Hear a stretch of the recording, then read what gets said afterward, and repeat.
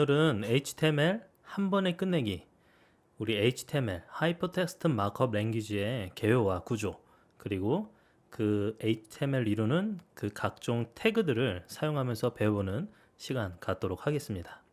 먼저 HTML 개요에 대해서 보면요, HTML은 그 웹페이지의 뼈대를 구성하는 언어입니다. 우리 HTML 그 웹페이지에 다양한 어떤 컨텐츠들이 있잖아요. 그 컨텐츠들을 구성하는 필요한 그런 언어가 바로 HTML입니다. HTML 문서의 어떤 기본 구조가 이런 식으로 되어 있는데요.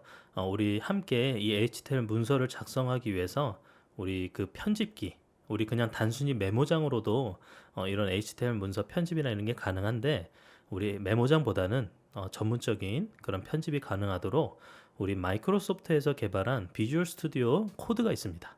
비주얼 스튜디오 코드를 받아서 우리 함께 설치를 한번 해볼게요.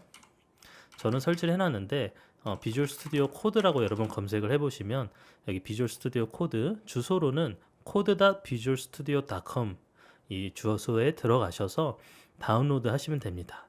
다운로드 for Windows, 그 여러분들의 지금 현재 환경 운영체제에 따라서 그 버전 맞는 거를 다운로드를 하시면 될 것 같아요. 자, 다운로드 하시고 단순히 실행을 해보시면 되겠어요. 저는 이제 실행을 한번 해볼게요. 비주얼 스튜디오 코드를 실행을 합니다. 네, 잠시만요. 비주얼 스튜디오. 네. 자, 비주얼 스튜디오는 그 마이크로소프트에서 그 기존의 비주얼 스튜디오 코드 말고 비주얼 스튜디오라는 프로그램이 있었는데, 그거 말고 이제 다양한 오픈 소스로 된 범용의 그런 사용을 위해서 개발된 그런 아주 막강한 도구입니다. 지금 보면 이렇게 제가 사용을 실행을 해봤습니다. 자, 비주얼 스튜디오 코드 이렇게 실행이 될 수 있고요. 편집기는 뭐 단순히 뭐랄까요, 여러 가지 언어 사용할 수 있고 실행해 볼 수도 있고 하니까요. 여러분 HTML 뿐만 아니라 다른 언어를 위해서도 많이 사용되는 거니까 한번 설치를 해보세요. 자, 우리 좀 반을 나눠서 사용을 해보도록 할게요. 네, 비주얼 스튜디오를 왼쪽에 두고 네, 이런 식으로 구성을 해 놓겠습니다. 자, 먼저 새 문서를 하나 열어볼게요. 뉴 파일로 이렇게 실행을 합니다. 자, 근데 먼저 지금 현재는 HTML 파일로 저장이 안 돼 있기 때문에 저장을 누르시고 컨트롤 S로, 혹은 컨트롤 S 말고는 파일에서 세이브나 세이브 에즈를 해주시면 됩니다. 자, 세이브를 눌러주시면 어디에 저장할지가 뜨는데, 여기에 보면 텍스트 파일이 아니라 여러분들 그 HTML로, 여기 보면 HTML 확장자가 있죠. HTML로 이렇게 저장을 해줄게요. 제가 뭐 그냥 인덱스가 있네요. untitled로 그냥 1로 할게요. 1로 저장을 해보겠습니다. 1.html로 저장을 해놨어요. 자, 기본적으로 문서 HTML 구성이 처음부터 넣어줘야 될 게, 여기 느낌표 하시고 doc 타입이 있습니다. document 타입에 줄여서 doc 타입으로, 근데 이제 그 다음에 HTML을 씌워주는데요. 여기서 이제 여러분들 이 꺽쇠, 앞뒤에 있는 꺽쇠가 있어요. 이 꺽쇠가 뭐냐면, 이 꺽쇠가 HTML의 기본 태그라는 요소를 표현할 때 꺽쇠로 표현합니다. 즉 하나하나 꺽쇠로 구성된 거를 우리는 태그라고 이야기를 합니다. 자, 그리고 처음 HTML 문서의 시작인 HTML 이렇게 넣어줍니다. 자, 그 다음에 머리 이렇게 헤드, 머리가 있고요. 그 다음에 바디가 있습니다. 자, 구성으로 기본은 HTML, 여기 보면 HTML 문서의 시작과 끝을 나타내는 부분 이렇게 있죠. HTML. 그런데 여기에서 자세히 보시면은 HTML과 밑에 있는 HTML, 밑에는 어떻게 돼 있죠? /HTML로 돼 있죠. 이렇게 HTML과 /HTML, 시작과 끝을 나타내는 표현으로 합니다. 그냥 있는 HTML이 시작이고요. 그 다음 /HTML은 바로 끝에 종료가 되는 태그, 시작과 종료, 이런 식으로 각종 태그들이 페어 형태, 시작과 끝을 이렇게 페어로 사용을 합니다. 마찬가지로 헤드도 시작과 끝 둘 다 슬래시의 여부에 따라서 시작 태그와 종료 태그 이렇게 구분을 하고 있습니다. 자, 먼저 여기 보시면은 헤드는 무슨 역할을 하느냐, 헤드는요, 웹페이지 문서에 대한 정보로 메타데이터를 정의하는 데 사용을 합니다. 메타데이터. 자, 메타데이터는 뭐냐면요. 자, 메타데이터의 정의는 데이터의 데이터, 데이터를 설명하는 데이터, 데이터를 위한 데이터를 메타데이터라고 합니다. 그렇기 때문에 이제 웹페이지 문서에서 이 페이지가 뭔지, 이 웹 문서가 무슨 문서인지를 정보를 표현하는데 이 메타데이터를 사용을 합니다. 그러면은 여기에서 이 문서는 뭐야 라고 하는 것 중에 가장 자주 쓰이는 게 뭐냐면 타이틀이 있습니다. 타이틀. 타이틀은 뭐냐면 HTML 문서 자체에는 표현이 되어 있지 않아요. 그러나 이 HTML 문서의 제목을 정의하는데 타이틀 태그를 사용합니다. 예를 들어서 여기에 뭐 타이틀 이렇게 입력을 해볼게요. 자, 그 다음에 여기에 바디에는 뭘 하느냐? 바디에는 보시면은 여기에 실제적인 웹페이지의 내용, 컨텐츠를 담는 부분이 바디입니다. 헤드와 바디 역할이 분명하죠. 그래서 우리가 보여지고 있는 이 화면 자체는 다 바디에 들어간 내용이에요. 그래서 이 바디에 뭔가 내용을 한번 제가 넣어볼게요. H1으로 뭐 제목에 해당하는 걸 넣었고요. 그 다음 P, 이건 좀 이따 배우겠지만 패러그래프의 줄임말을 P라고 합니다. P 태그, 패러그래프 태그입니다. 단락 이렇게 사용을 하고요. 자, 비주얼 스튜디오 코드를 쓰기 때문에 여러분 HTML 문서라는 그 포맷에 맞춰서 이렇게 각종 태그가 하이라이트 되죠. 그 다음에 이렇게 자동 완성 기능을 사용할 수 있습니다. 그래서 다른 것보다 좀 더 편리하게 사용할 수 있으니까 메모장보다는 비주얼 스튜디오 코드 같은 게 여러분들의 개발 환경에서는 좀 더 용이한 면이 있겠죠. 자, 이렇게 한 다음에 저장을 해볼게요. 제가 자, 저장을 한 다음에 지금 현재 저장되어 있는 이 HTML 문서를요, 제가 이거 HTML 문서를 한번 웹페이지에 띄워볼게요. 자, 이쪽에다 띄워볼게요. 자, 여러분들도 저장한 위치에서 1.html로 저장한 거 한번 띄워보세요. 띄우면은 어떻게 돼 있냐? 자, 좀 확대를 해볼게요. 자, 이렇게 h1 제목, 단락, 우리가 입력한 게 그대로 떴죠? 제목과 단락. 그 다음에 타이틀, 이 타이틀이라고 하는 그 이쪽 제목은 어디에 있냐? 바로 여기 위에 상위에 보세요, 여러분. 위에 상태표 시절, 윈도우 상태표 시절에 보면은 타이틀이라고 이렇게 쓰여져 있죠. 그러니까 여기에 이 제목을 나타내는 게 바로 이 타이틀 태그입니다. 자, 여기에 웹페이지에 제목을 나타낸다. 저장을 하신 다음에 컨트롤 S로 저장하신 다음에 그럼 브라우저에선 바로 적용이 안 되죠. 뭐 해야 되죠? F5 새로 고침을 해보면은 여기 보면 웹페이지 제목이라는 걸로 표현이 바뀌었죠. 네, 이런 식으로 각종 태그가 어떤 역할을 수행을 하게 되어 있습니다. 웹페이지 컨텐츠와 구성을 위해서 각 태그들이 그 해당하는 역할이 있는 거죠. 자, 그래서 이렇게 한번 살펴봤고요. 그리고 HTML 문서에 각종 엘리먼트들, 요소들이 있어요. 아까 우리가 했던 타이틀, 웹페이지 제목 같은 뭐 이런 부분들이 그 하나의 요소라고 볼 수 있겠죠. 기본적으로 우리가 아까 얘기했던 것처럼 시작과 종료로 이루어지는 거 보이시죠? 타이틀도 시작과 종료 이렇게 되어 있습니다. 각종 태그들도 시작과 종료로 구분을 해주고 있어요. 자, 그 다음에 여기 우리 시작과 구분 P와 닫힌 P, 시작 태그와 끝 태그 이런 식으로 구분이 되어 있죠. 그 HTML 요소는요, 여러 속성을 가집니다. 먼저 지금 보면은 자, 이 태그를 가지고 설명을 드릴게요. 지금 보면은 P라는 태그가 있는데 이 P라는 태그 안에 또 하나 뭐가 있어요. 여기 보면 클래스라고 되어 있습니다. 클래스는요, 속성명을 의미합니다. 즉 태그마다 여러 속성을 가질 수가 있어요. 근데 여기에서는 클래스라는 속성명에 value라는 속성 값을 가진 형태를 이렇게 정의를 하는 겁니다. 자, 그러면 이거는 어떻게 볼 수 있냐면 P라는 태그에 클래스라는 속성의 값으로 value가 들어가 있구나 라고 보시면 되겠어요. 그럼 P 태그 안에 있는 건 뭘까요? 바로 컨텐츠, 내용입니다. 실제적인 내용. 자, 이런 식으로 HTML 요소의 속성들을 표현을 하는 겁니다. 물론 이거 말고 그 태그들이 가지고 있는 다양한 속성들을 표현할 때 이런 식의 형태로 사용이 됩니다. 자, 그러면은 대표적인 속성이 있는 우리 A 태그 한 번만 살펴볼게요. 보면은 A는요, 앵커를 줄여서 하는 건데 좀 이따 다시 배울 겁니다. 자, 여기다 그냥 해볼게요. A에 href라는 속성 이름이 있어요. 속성명. 그러면은 href는 하이퍼 레퍼런스를 줄인 건데 그 href라는 속성에다가 값을 넣어줍니다. 여기에는 뭘 넣어주냐면 링크 주소를 입력을 해줘요.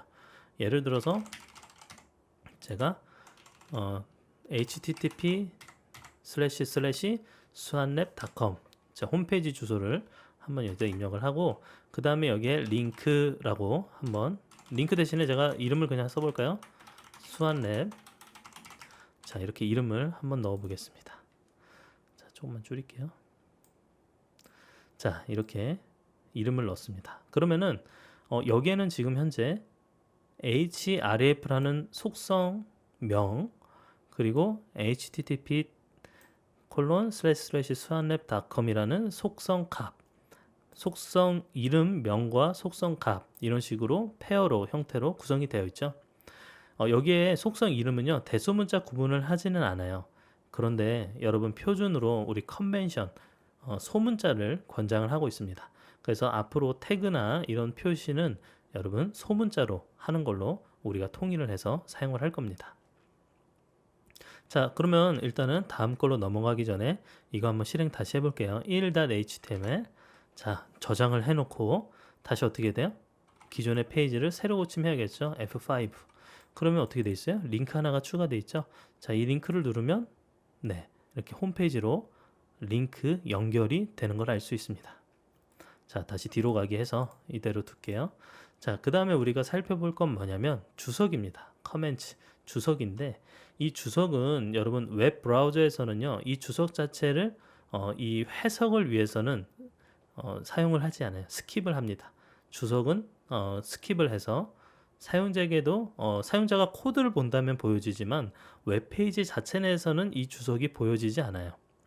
그러면 이 주석은 어떻게 할 때 쓰냐면요 해당하는 각 태그 그 코드에 대한 설명을 위해서 이 주석을 사용을 합니다. 예를 들어서 제가 여기다가 이렇게 주석을 입력을 해볼게요.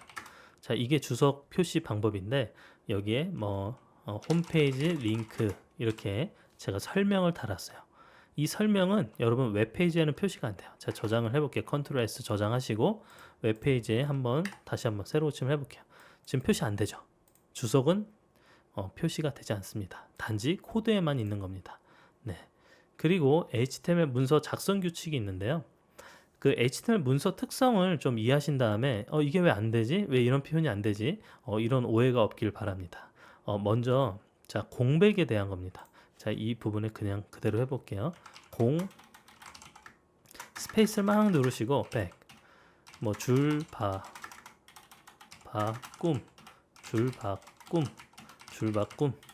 자, 이렇게 제가 막 표현을 해봤어요. 저장.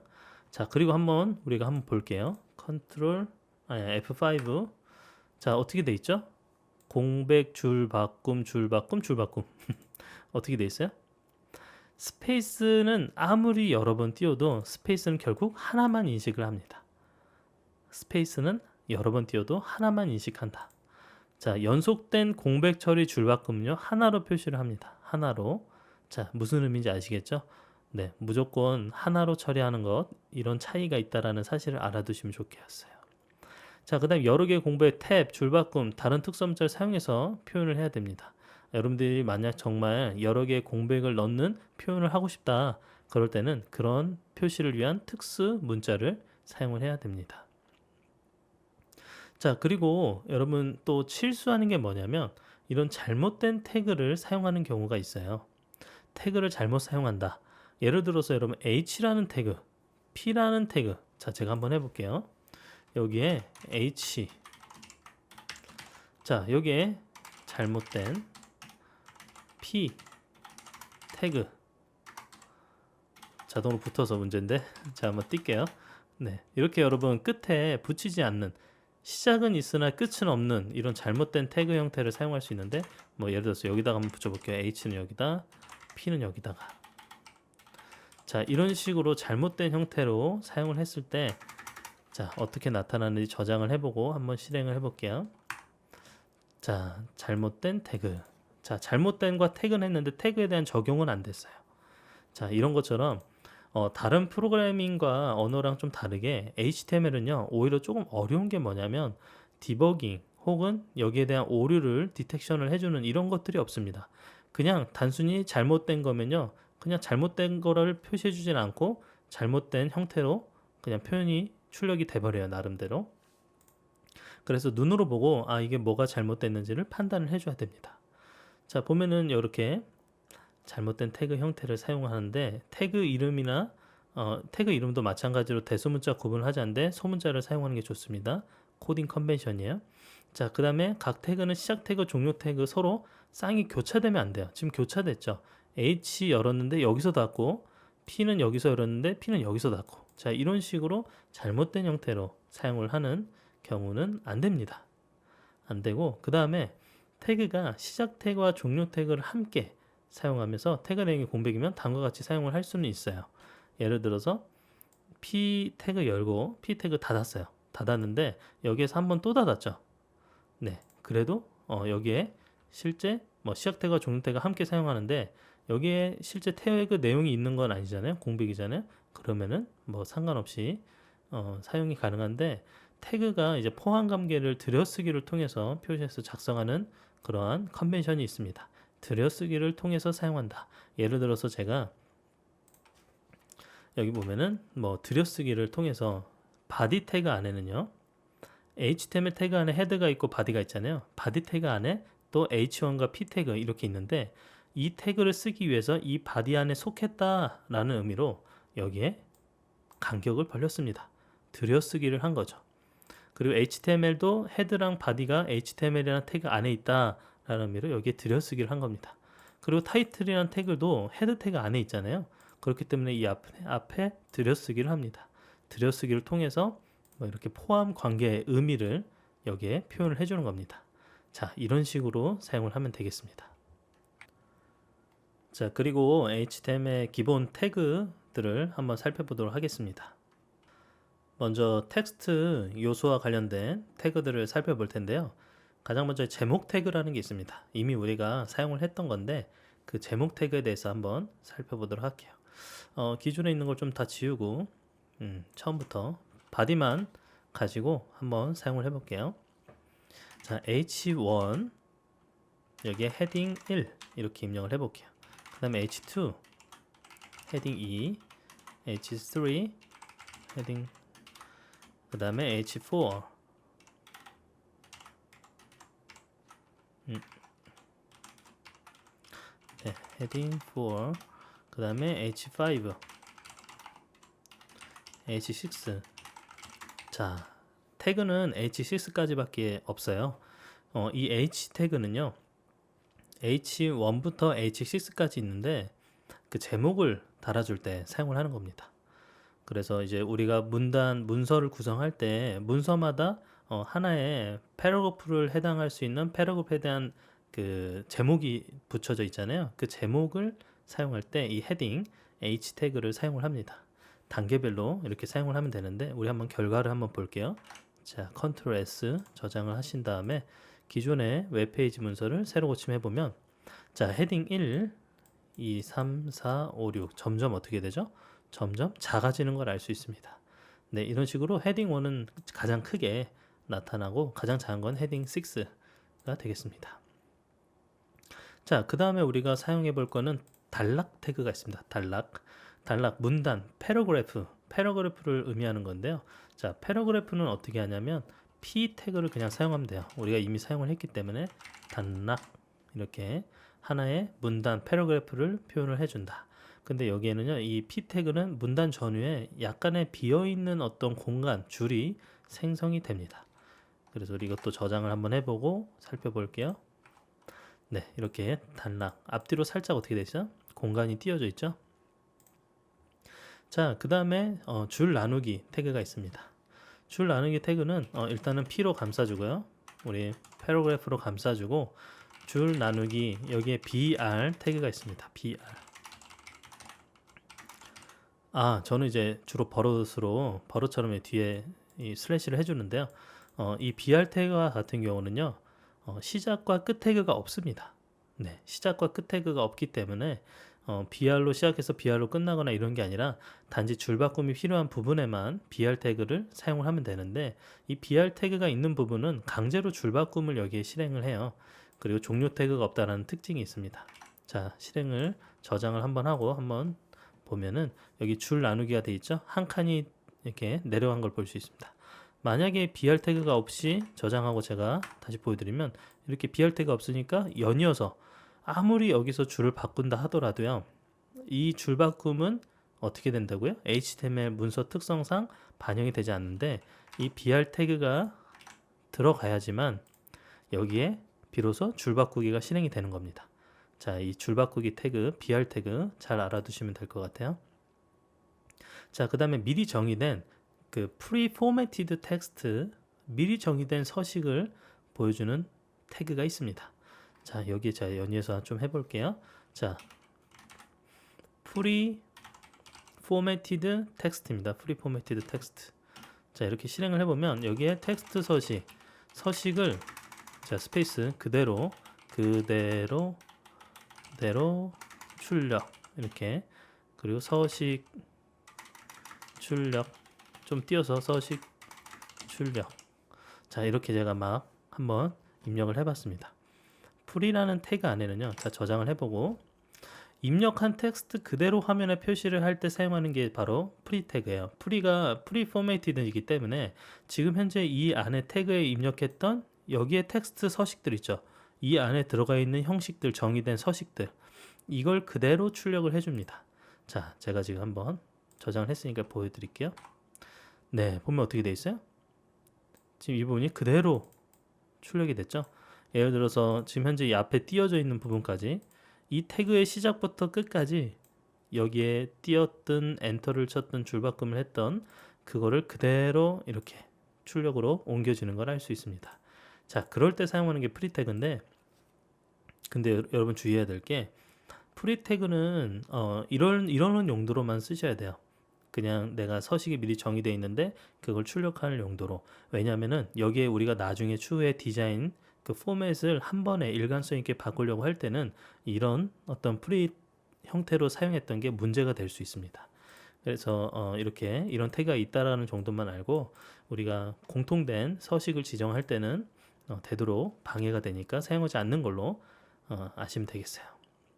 자, 그 다음에 수평선 태그가 있습니다. 수평선 태그. 자, 수평선 태그는요, HR로 표시를 하는데 우리가 HR 이렇게 여기다가 입력을 해볼게요. 자, HR도 무슨 특성이 있을까요? HR? 네, HR도 시작과 끝 태그가, 시작과 종료 태그가 구성되어 있는 그런 애가 아니라 단일 태그입니다. 단일 태그. 그래서 이 태그를 쓰는 순간 여기에 수평선을 표시를 합니다. 제가 여기 앞뒤로 제가 HR 태그를 한번 입력을 해볼게요. 저장을 해봤습니다. 자, 그 다음에 실행을 해보면 네, 어떻게 되어 있죠? 앞뒤로 수평선이 그어졌죠? 네, 이게 바로 HR 태그, 수평선을 표시하는 태그입니다. 자, 그 다음에 우리 텍스트 서식 태그에 대해서 알아보도록 하겠습니다. 자, 기존에 입력했던 태그들을 이제 지우고 우리 텍스트 서식 태그 한번 입력을 해볼게요.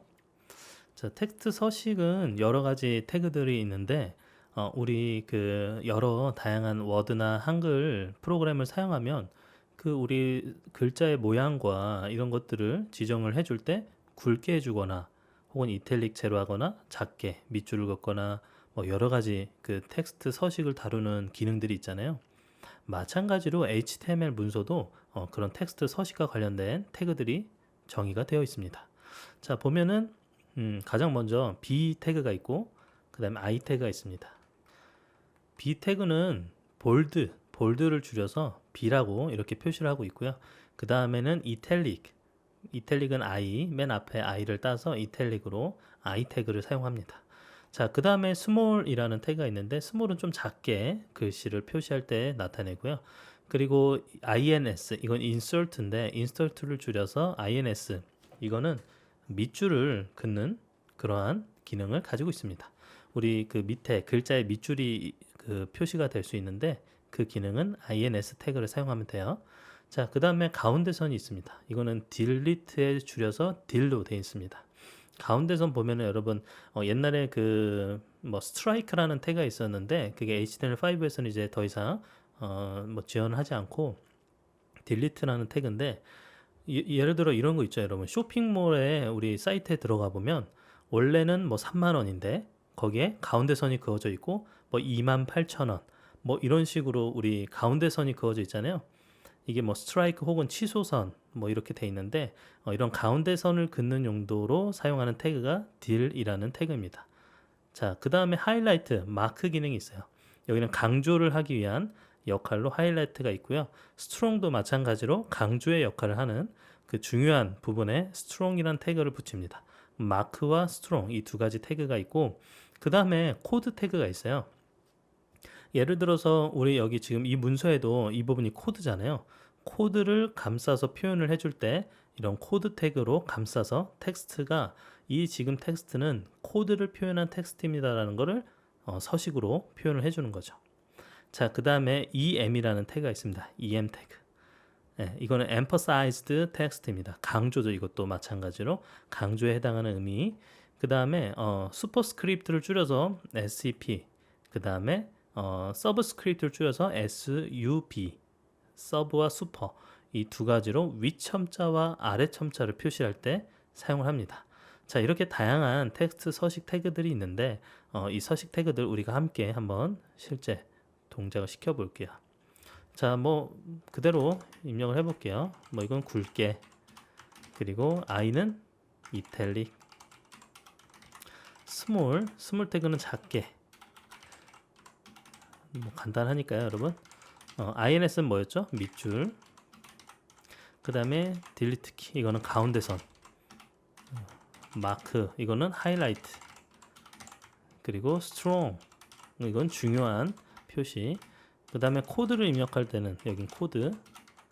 em은 뭐였죠? emphasize text, 강조의 의미죠. 그 다음에 sub은 superscript, 윗첨자. sub는 아래첨자.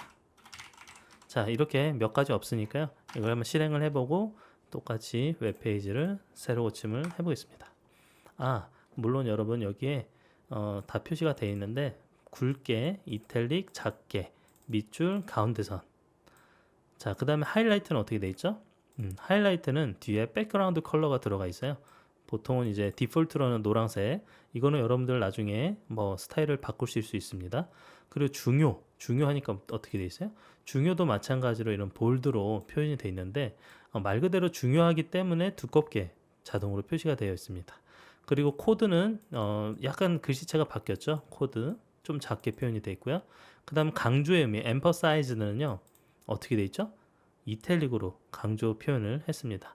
우리는 우리 이탈릭을 별로 우리 한글에서는 잘 안 쓰는데 이 외국에서는 기울기 자체가 강조의 의미를 가져요. 네, 그래서 이탈릭이 강조의 의미로 사용을 하거든요. 그래서 말 그대로 emphasized 하니까 이탈릭으로 표현이 된 거고요. 그 다음에 슈퍼스크립트는 윗첨자,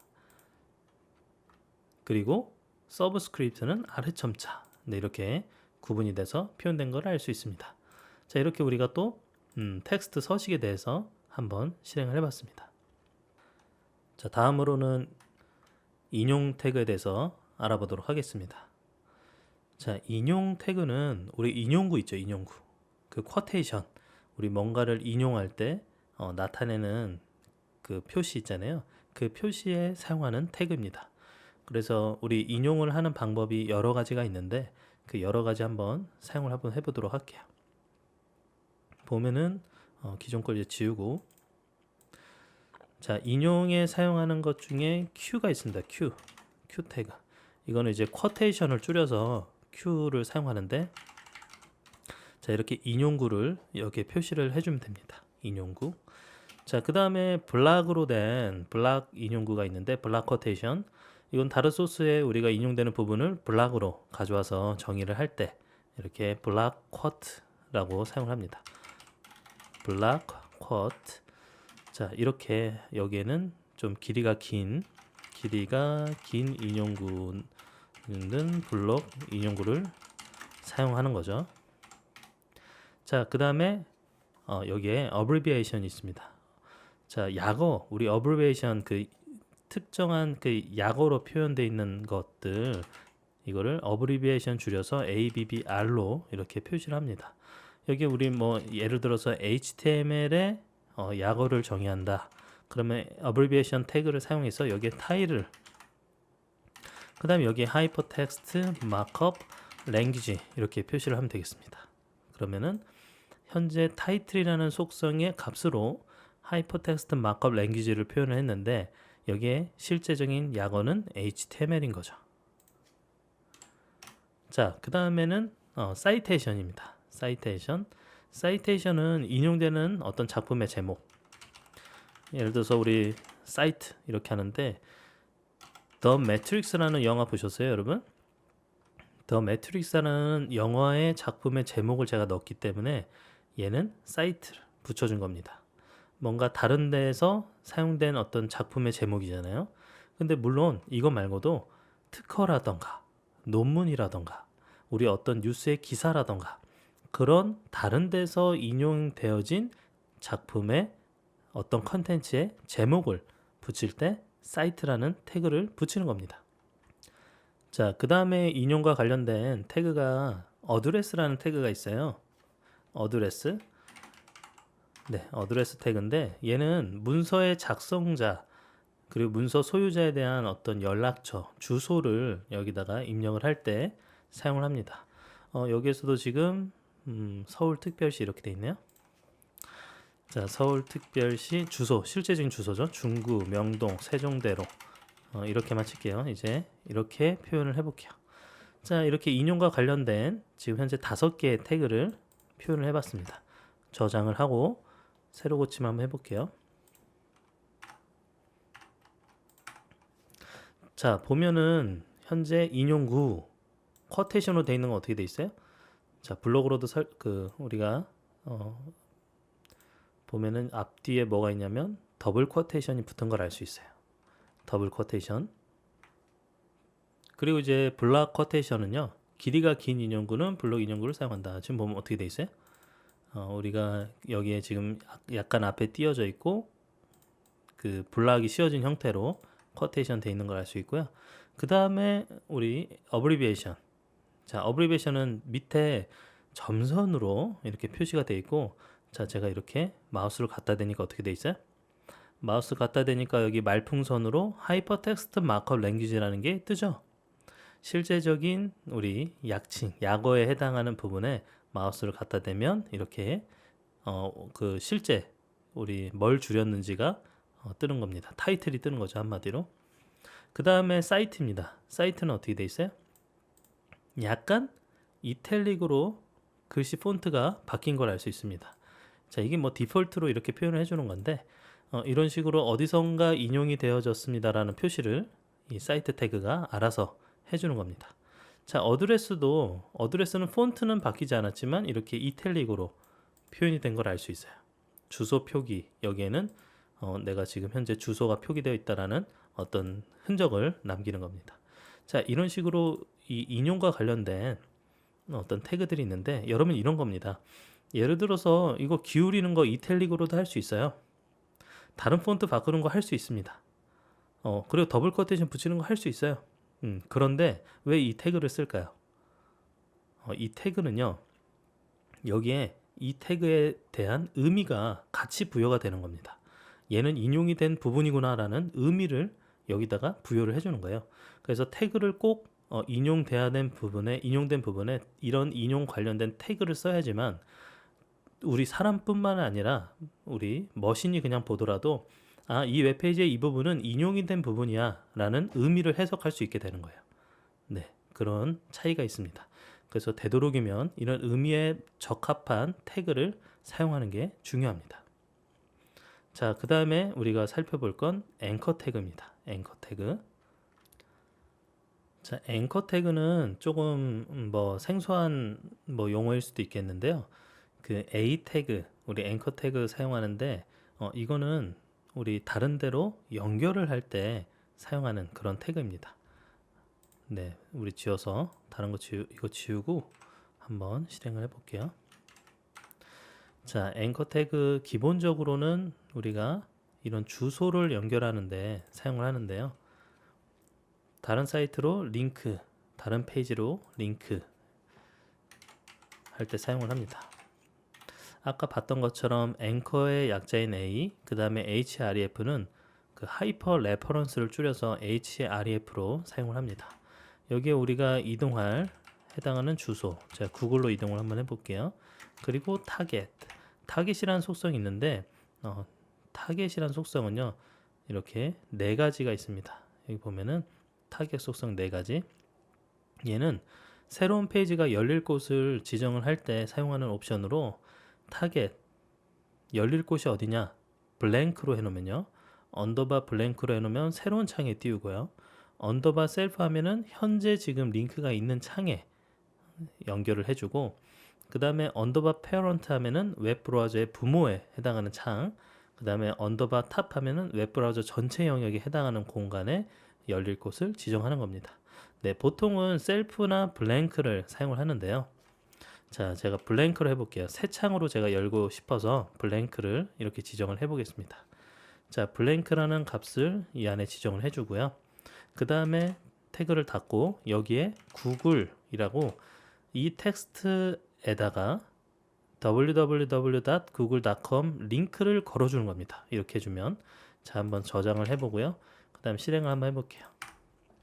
자, 지금 어떻게 됐죠?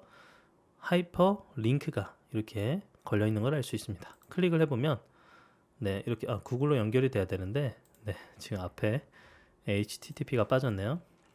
http:// 네, 이렇게 다시 한번 새로 고침하고 클릭을 해볼게요. 그러면 이렇게 구글 페이지로 연결이 되는 걸 알 수 있죠. 네, 이런 식으로 연결할 때 사용하는 앵커 태그 예제이고요. 자, 그 다음에는 이거 말고도 우리가 해당하는 어떤 특정 컨텐츠 위치로 이동을 할 때 사용하는 이런 이 태그 표시 있죠. 이게 이제 어떤 다른 링크를, 외부 링크를 연결하는 게 아니라 내부에 해당하는 위치로, 그 아이디의 위치로 이동시킬 때 하는 그런 기능이 또 있습니다. 자, 제가 이 밑에다가 href 하고 여기에 샵 컨텐트 1 이렇게 입력을 해놓을게요. 그럼 컨텐트 1, 자, 이런 식으로 두 개를 더 만들어서 컨텐트 23 이렇게 사용을 할게요. 여기에 우리 수평선 hr 태그로 수평선 하나 포함을 시키고요. 그런 다음에 h1이라고 표시를 한 다음에 id를 지정을 해줄게요. 컨텐트 1, 그 다음에 여기에 컨텐트 1 표시를 합니다. 자, 두 개 더 만들어서 컨텐트 23을 포함을 시킵니다. 자, 이 상태로 저장을 한번 해보고 실행을 해볼게요. 자, F5. 자, 그러면 여기 컨텐트 1, 2, 3 이렇게 추가가 되고, 이 링크를 클릭하면은 지금 현재 아이디가 들어가 있는 이 위치로 이동을 하게 돼 있어요. 네, 이런 식으로. 근데 지금 현재는 이동할 그 뭐랄까요, 한 페이지 공간 내에 다 들어가 있기 때문에 이동하는 게 티가 안 나는데, 자, 이동하는 걸 티가 내려면 여기에 공간에 뭔가 다른 부분으로 좀 채워서 넣도록 하겠습니다. 예를 들어서 여기에 뭐 컨텐트 이렇게 내용을 좀 막 채워 넣을게요. 이동할 수 있게요. 자, 그 다음 저장하고 새로 고침. 자, 이 상태에서 우리가 컨텐트 1로 이동하고 싶다. 그럼 누르면 어떻게 되죠? 이쪽으로 이동을 하는 걸 보이시죠? 컨텐트 2, 컨텐트 3. 네, 이런 식으로 이 내부 안에서 내가 그 컨텐츠 간의 이동, 해당하는 위치로 이동할 때 사용하는 그러한 또 이 A 태그, 앵커 태그 사용이 있습니다. 자, 이런 식으로 사용할 수 있다라는 것. 네, 우리가 앵커 태그에 대해서 살펴봤고요. 그 다음에는 리스트 태그입니다. 리스트 태그는 여러 종류가 있는데, 리스트에 먼저는 순서가 없는 unordered 리스트에 대해서 먼저 우리가 한번 살펴보도록 할게요. 자, 기존 내용은 지우고, 자, 여기에서 unordered를 줄여서요, unordered list UL, unordered list UL 이렇게 표시합니다. 그 다음에 LI는 뭘까요? LI는 리스트 아이템을 줄여서 LI라고 합니다. 여기에 뭐 HTML, 그 다음에 CSS, 그 다음에 뭐 자바스크립트, 자, 이런 식으로 세 가지 리스트 아이템들을 제가 포함을 시켰어요. 자, 그리고 우리가 또 나중에 배울 텐데, 자, 이걸 좀 복사해서, 자, 여기에 UL이라는 부분에 스타일 속성을 지정을 해줄 수 있습니다. 스타일. 자, 스타일에는 리스트, 스타일, 그 다음에 타입. 타입에 이제 대표적인 종류 중에 서클이라는 게 있어요. 서클. 자, 그 다음에 또 이걸 복사해서 밑에 UL에는요, 여기에 서클 대신에 스퀘어를 넣어볼게요. 스퀘어. 자, 서클과 스퀘어 디폴트가 있고요. 서클, 스퀘어 이렇게 제가 추가를 했습니다. 자, 저장을 한 다음에 한번 실행을 해볼까요? 자, 새로 고침. 결과가 어떻게 되냐면 기본적으로는 검은 동그라미의 심볼을 가집니다. 그리고 서클이라고 스타일을 바꿔주면요, 안에가 비어져 있는 빈 동그라미가 심볼로 사용이 되고요.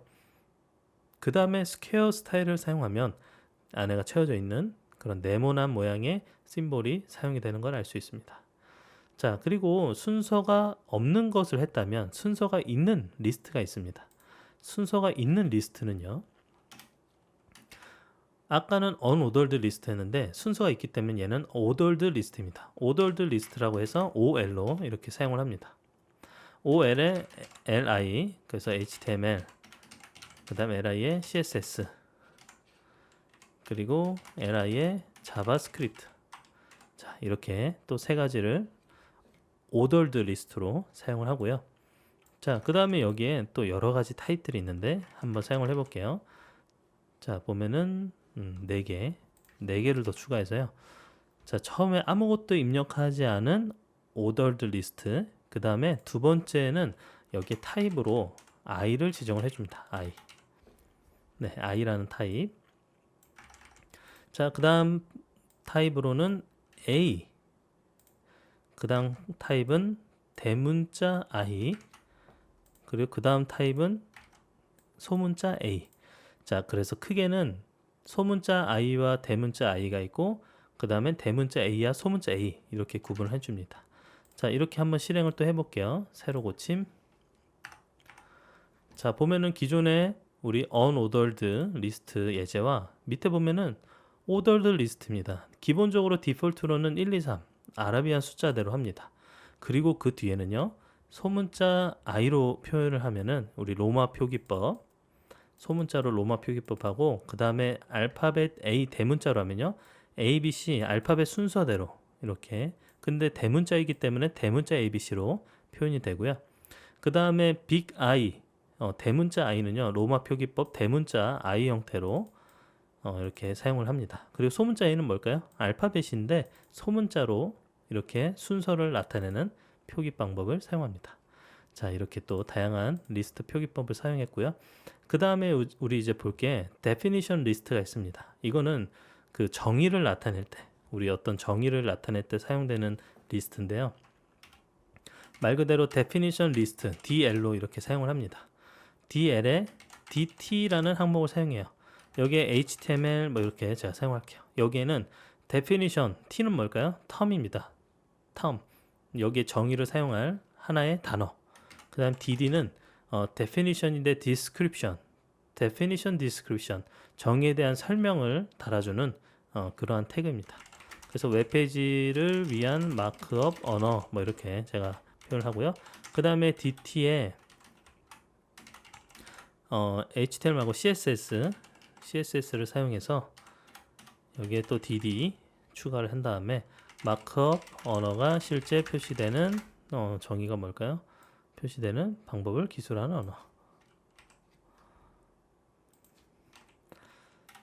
방법을 기술하는 언어. 뭐 이렇게. 그 다음에 DT, 자바스크립트가 남았죠. 자바스크립트의 DD. 얘는 웹브라우저 내에서 주로 사용되는 객체 기반 스크립트 프로그래밍 언어. 자, 이렇게 지정을 했습니다. 자, 그리고 한번 실행을 해보도록 할게요. 자, 저장을 했고 새로 고침을 한번 해보겠습니다. 자, 보면 밑부분에 보면은 지금 DT로 되어 있는 부분과 DD로 되어 있는 부분이 약간 간격을 벌리면서 이렇게 뭐 단어와 설명 이렇게 구분이 되어 있는 걸 알 수 있습니다. 자, 이렇게 디폴트로 우리가 정의를 사용할 때 하는 리스트, 그 다음에 ordered 순서가 있는, unordered 순서가 없는 이렇게 세 가지 리스트 종류에 대해서 살펴봤습니다. 자, 그리고 우리가 볼 거는 테이블 태그입니다. 테이블 태그. 자, 테이블로 우리가 정보를 담아서 표현할 때가 있습니다. 기존 걸 지우고, 테이블은 기본적으로 테이블이라는 태그를 사용을 하는데, 네, 이 테이블 안에 우리가 속성 하나만 표현을 해서 넣을게요. 왜냐면 아무것도 없으면 테이블이 표시가 안 돼요. 구조만 나타내고 표시는 안 되기 때문에 보더 테두리 두께를 1로 이렇게 지정을 해주도록 하겠습니다. 자, 그 다음에 테이블 안에 캡션이라는 태그를 통해서 우리 테이블에 대한 해당하는 테이블의 캡션을 정보를 넣을 수 있습니다. 뭐 테이블 1이라고 제가 표현을 해서 넣을게요. 그 다음에 tr 태그가 있습니다. 자, tr은요 테이블의 row를 줄여서 테이블의 행이라는 정보를 담는 태그입니다. tr 태그. 그럼 tr이라는 행을 하나 추가하고요. 그 행 안에 우리가 해당하는 컬럼 내용을 추가를 해서 넣으면 되는데요. 여기에 th부터 td 말고요.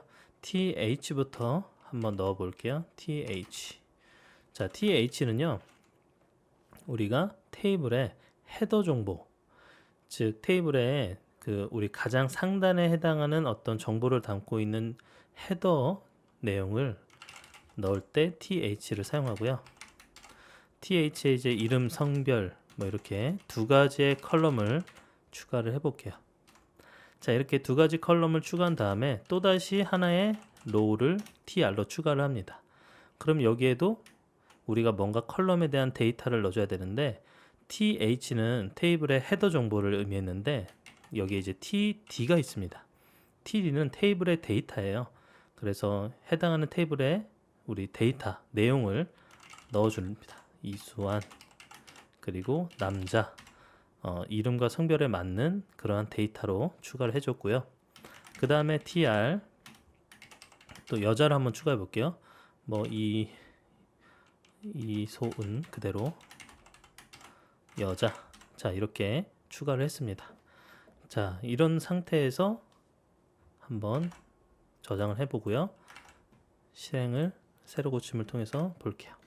자, 보면은 테이블 1이라는 캡션 정보가 떴죠.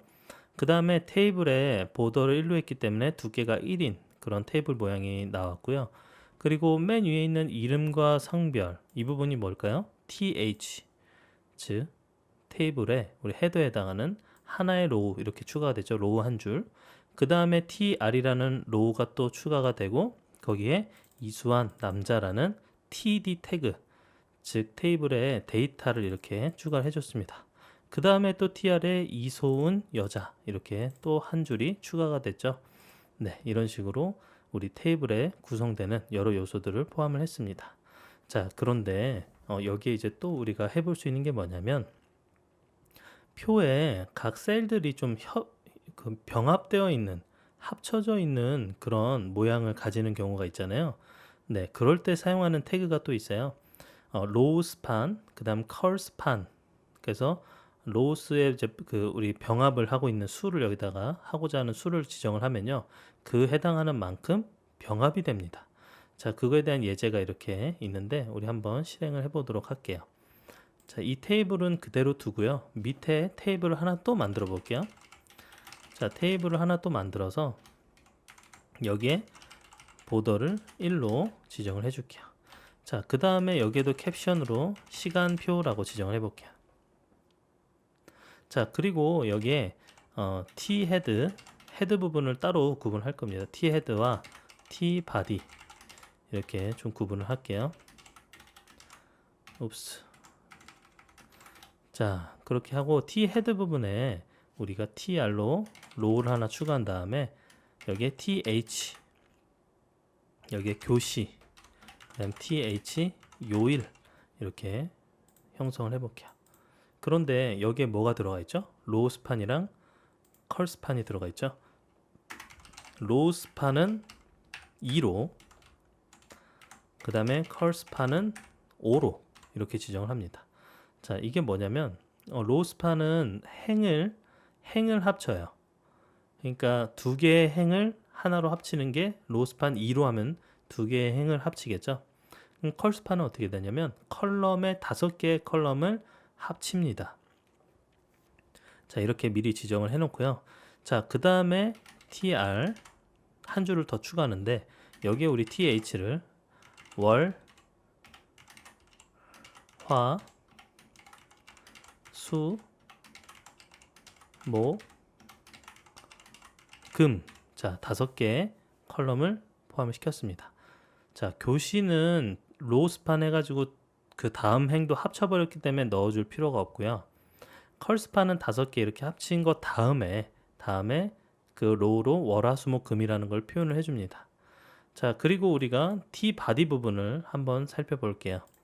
자, T 바디 부분을 지정을 해보면 TR 그 다음에 여기에 TD로 1교시 맨 첫 번째는 교시를 나타내잖아요. 그래서 테이블 데이터 첫 번째 TD는 1교시, 그 다음에 두 번째는 그 다음 컬럼인 뭐 컴퓨터 개론 이렇게 시간표를 한번 넣어 볼게요.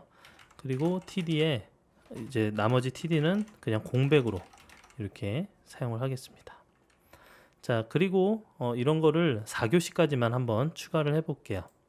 복사를 그냥 할게요. 제가 TR을 3개 더 추가하면 되겠죠. 그러면은 1, 2, 3, 4 교시는 앞에 계속 연달아 있는 거기 때문에 그냥 다 바꿔주면 되고요.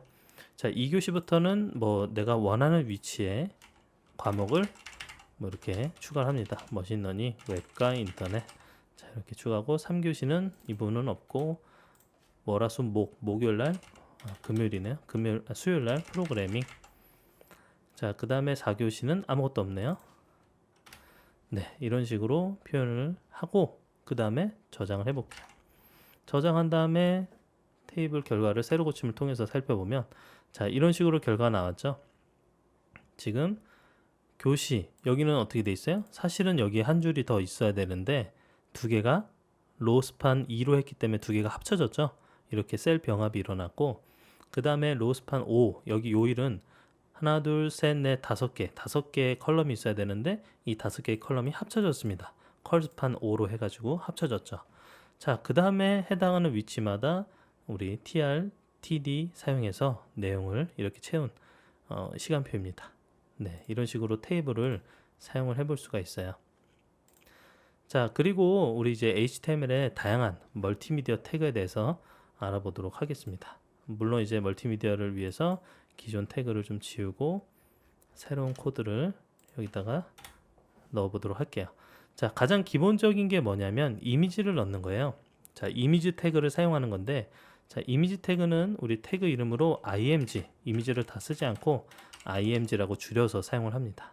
근데 여기에 이미지에 어떤 이미지를 가져올 것인지에 대한 소스를 줄여서 src, 그 다음에 해당하는 이미지에 대한 데이터 위치, 파일 위치를 이렇게 지정을 해주면 됩니다.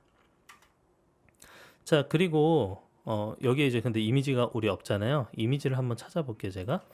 자, 강아지 사진으로 이미지를 검색해 보면 지금 여러 가지 강아지 사진이 있는데 제가 여기 귀여운 강아지 사진 하나를 카피 이미지 어드레스 그 주소를 그대로 가져와서 사용을 할게요. 그럼 주소를 여기다 넣어주면 됩니다. 마치 이거 안 될 것 같아요. 네, 링크가 이거 너무 귀엽네요. 이걸로 할까요? 이것도 귀엽고 자, 카피 이미지 어드레스. 네, 어드레스 JPG로 이렇게 떨어지죠. 이걸 넣어줬습니다. 자, 그 다음에 뭘 해줄 수 있냐면 자, 그 다음에는 ALT가 있어요. ALT 이거는 만약에 이미지가 없을 경우에 대체될 수 있는 텍스트를 여기다 넣어줍니다. 강아지 사진 뭐 이렇게 넣어줄 수 있고요. 그 다음에 width 값 이거는 사진의 너비 가로 크기 200 정도로 할게요. 그 다음에 height 이건 높이죠. 이미지의 높이는 뭐 비율상 100으로 해보도록 하겠습니다. 자, 그 다음에 또 뭐 타이틀이라고 하는 이미지 제목을 표시를 할 수도 있고 스타일도 이렇게 지정을 해줄 수 있어요. 근데 이제 이 부분은 우리 나중에 한번 살펴보도록 하고요. 보더 같은 경우는 테두리 해당합니다. 이미지에 테두리를 넣는 거죠. 뭐 예를 들어서 한번 넣어볼까요? 아이고, 여기 왜 쉼표를 찍었죠? 자, 보더는 1 이런 식으로 내용을 넣어보도록 할게요. 자, 됐습니다. 그럼 이미지 태그 사용을 했고요. 이것만 일단은 저장한 다음에 한번 살펴볼게요. 자, 새로 고침. 네, 그러면 귀여운 강아지 사진이 이렇게 출력이 됐죠. 물론 우리가 이미지가 조금 어떻게 됐어요? 찌그러졌죠. 왜냐면 원본이 아니라 우리가 지정한 크기만큼으로 고정을 했기 때문에 조금 찌그러졌고 나타났는데, 이거를 제가 높이는 제거를 해볼게요. 자, 높이를 제거한 상태로 저장, 그리고 새로 고침 해보면 이거는 위드, 너비는 맞춰요. 너비는 맞추되 높이는 어떻게 했죠? 이 사진이 원래 가지고 있는 비율대로 표시를 해줍니다. 그리고 보더를 1로 했기 때문에 테두리가 어떻게 검은 테두리가 이렇게 그어져 있는 걸 알 수 있죠. 만약에 이 보더를 빼버리면은, 저장하고 컨트롤 S 새로 고침하면 보더가 사라집니다. 네, 그리고 이 200이라는 너비 값도 삭제를 하면 어떻게 될까요? 네, 원본으로 나오죠. 원본이 너무 크죠. 자, 이거는 기존대로 위드 값은 살려주고요. 자, 이렇게 줄여서 표시를 했습니다. 자, 이런 식으로 우리가 이미지를 넣을 수가 있어요. 물론 여기는 제가 외부 링크에 대한 이미지를 놨는데, 그게 아니라 내가 지금 현재 가지고 있는 이 웹페이지랑 같이 있는 그런 사진을 여기에 주소로 입력해서 사용을 할 수도 있습니다. 자, 그리고 우리가 오디오 태그가 있습니다. 오디오 태그. 자, 오디오 태그를 한번 삽입을 해볼게요. 자, 오디오는 간단하게 여기에 오디오라고 입력을 하면 됩니다. 자, 오디오는 여기에 소스를 똑같이 포함을 시켜줘요. 소스. 그 다음에 컨트롤스. 그 다음 뭐가 있냐면 컨트롤스와 함께 여러 가지 속성들, 오토플레이라는 게 있고요. 오토플레이는 자동으로 이 웹페이지가 우리 보여지는 순간부터 해당하는 오디오가 자동으로 재생될 수 있게. 그 다음에 또 루프가 있어요. 반복 재생. 그 다음에 뮤트가 있습니다. 이거는 초기에는 음소거 상태로 놔두고 재생을 눌러야지만 재생이 될 수 있게 하는 거고, 그 다음 프리로드 속성도 있는데, 이거는 오디오 파일을 미리 다운로드하는 그러한 옵션입니다. 조금 실시간으로 하기 느린 그런 인터넷 환경에서는 뭐 프리로드가 더 좋을 수도 있겠죠. 자, 저는 이제 이렇게만 하고요. 이거는 이제 강아지가 아니라 mp3를 찾아야겠네요. 예를 들어서 강아지와 관련된 mp3가 있으려나요? 네, 파일 타입을 mp3로 해서 한번 찾아볼게요. 이게 mp3가 안 찾아지나? 네, 파일 타입이 mp3가 지원 안 하네요. 그냥 mp3. 네, 강아지 개 울음소리 효과음 mp3. 네, 누가 올려놓은 게 있나봐요. 네, 여기 보면 개의 평범한 소리, 이걸 받아볼게요. 이거를 mp3 다운로드에 받아놓고요. 이거 링크를 어드레스로 따서 일단 되는지 한번 해볼게요. 안 될 것 같아요. 네, 여기에는 우리가 제가 다운로드했던 파일 다운로드 폴더에서 어디 봅시다. 네, 다운로드 폴더에 평범, 이렇게 평범으로 되어 있는데, 이걸 좀 제가 쉽게 바꿀게요. 덕으로 바꾸게. 덕 mp3로 바꾸겠습니다. 자, 그리고 여기에 덕 mp3 이렇게 지정을 하면 되겠죠. 자, 저장을 해놓고 한번 실행을 해볼게요. 실행. 그러면 이렇게 오디오 플레이어가 이렇게 떴습니다. 자, 이 오디오 플레이어를 재생을 한번 눌러볼게요. 네, 강아지 소리입니다. 네, 평범한 소리는 아닌 것 같아요. 매우 더운. 네.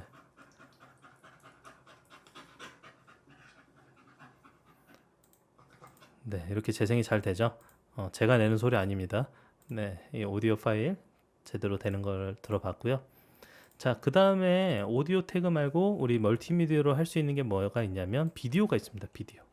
자, 비디오도 이렇게 비디오 태그를 쓰는데, 여기에 src 소스를 넣어서 doc.mp4 같은 이런 비디오 파일을 생성을 할 수 있겠죠. 근데 여기에도 마찬가지로 컨트롤러를 넣을 수 있게 되어 있습니다. controls 물론 여러분 컨트롤을 뺄 수도 있어요. 그리고 컨트롤의 크기를 지정을 해줄 수도 있어요. 위드와, 왜냐면 영상이니까 여러분 그 영상 비디오의 가로 세로 크기 지정을 할 수 있잖아요. 그래서 가로 한번 세로 지정을 해볼게요. 위드를 뭐 500, 그 다음에 하이트를 뭐 400 이렇게 지정을 한번 해볼게요. 가로 세로 크기를 지정을 해주고요. 자, 그러면 여기에 또 우리가 비디오로 재생할 거 찾아야겠잖아요. 한번 나머지 옵션은 비슷해요. 네, 썸네일, 포스터 같은 썸네일을 보여주는 것도 있고요. 일단은 찾아야 될 것 같아요. 강아지 mp4, 강아지 mp4 파일을 잠꼬대하는 강아지 mp4, 골프 치는 강아지. 뭐가 더 재밌을까요? 자, 이건 유튜브라서 가져올 수가 없겠네요. 저장 안 되네요. 아, 이것도 다운로드가 될지 모르겠네요. 아, 네이버에서 하는 거라 안 될 것 같아요.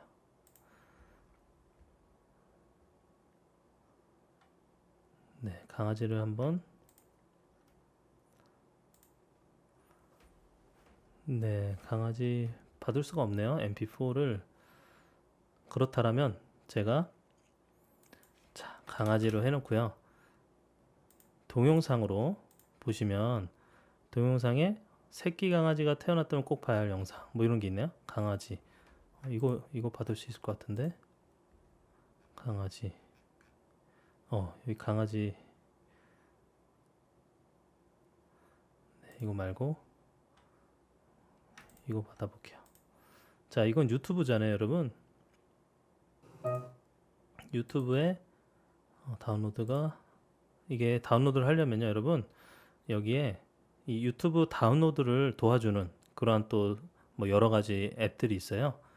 그래서 여기 유튜브를 주소를 복사한다면 여기 유튜브 다운로드 이렇게 입력을 해보시면 뭐 여러 가지 툴들이 있는데 뭐가 좋을까요? 뭐 아무거나 유튜브 동영상 맨 위에 걸 한번, 여기에 유튜브 save from .net인데 여기에 제가 링크, 유튜브 링크를 복사한 걸 붙여 넣을게요. 그 다음에 다운로드를 누르면 유튜브 자체 링크를 mp4로 다운로드 해줄 수 있게 연결해 줍니다. 그럼 제가 mp4 뭐 720p로 다운로드를 눌렀어요. 네, 그럼 이게 다운로드가 되죠. 자, 이거를 제가 이름을 dog.mp4로 이렇게 저장을 해볼게요. 자, 그러면 저장이 됐습니다. 자, 나머지는 끄고요. 그럼 다운로드 받았던 영상을 여기다 그대로 실행이 되는지 저장을 누르고 새로 고침을 해볼게요. 자, 그러면 어떻게 돼요? 여기 강아지 영상이 뜨는 걸 알 수 있습니다. 네, 귀여운 영상이 뜨죠. 좀 크기를 줄여볼게요. 제가 크기를 한 300에서 200 줄여서 새로 고침. 네, 좋아요. 자, 그러면 이렇게 조그마한 이 mp4 영상 출력을 한번 해볼게요. 네, 아이고 귀여워라. 네, 지금 유튜브에서 받은 영상 이렇게 mp4로 받아서 이 웹페이지에 포함을 시켰습니다. 자, 이만큼만 볼게요. 저작권 문제가 있을 수도 있으니까요. 자, 그 다음에 우리가 멀티미디어 세 가지, 이미지, 오디오, 비디오 이렇게 세 가지를 포함을 하는 것을 배워봤습니다. 자, 그 다음에는 공간 분할과 관련된 태그에 대해서 알아보도록 할게요.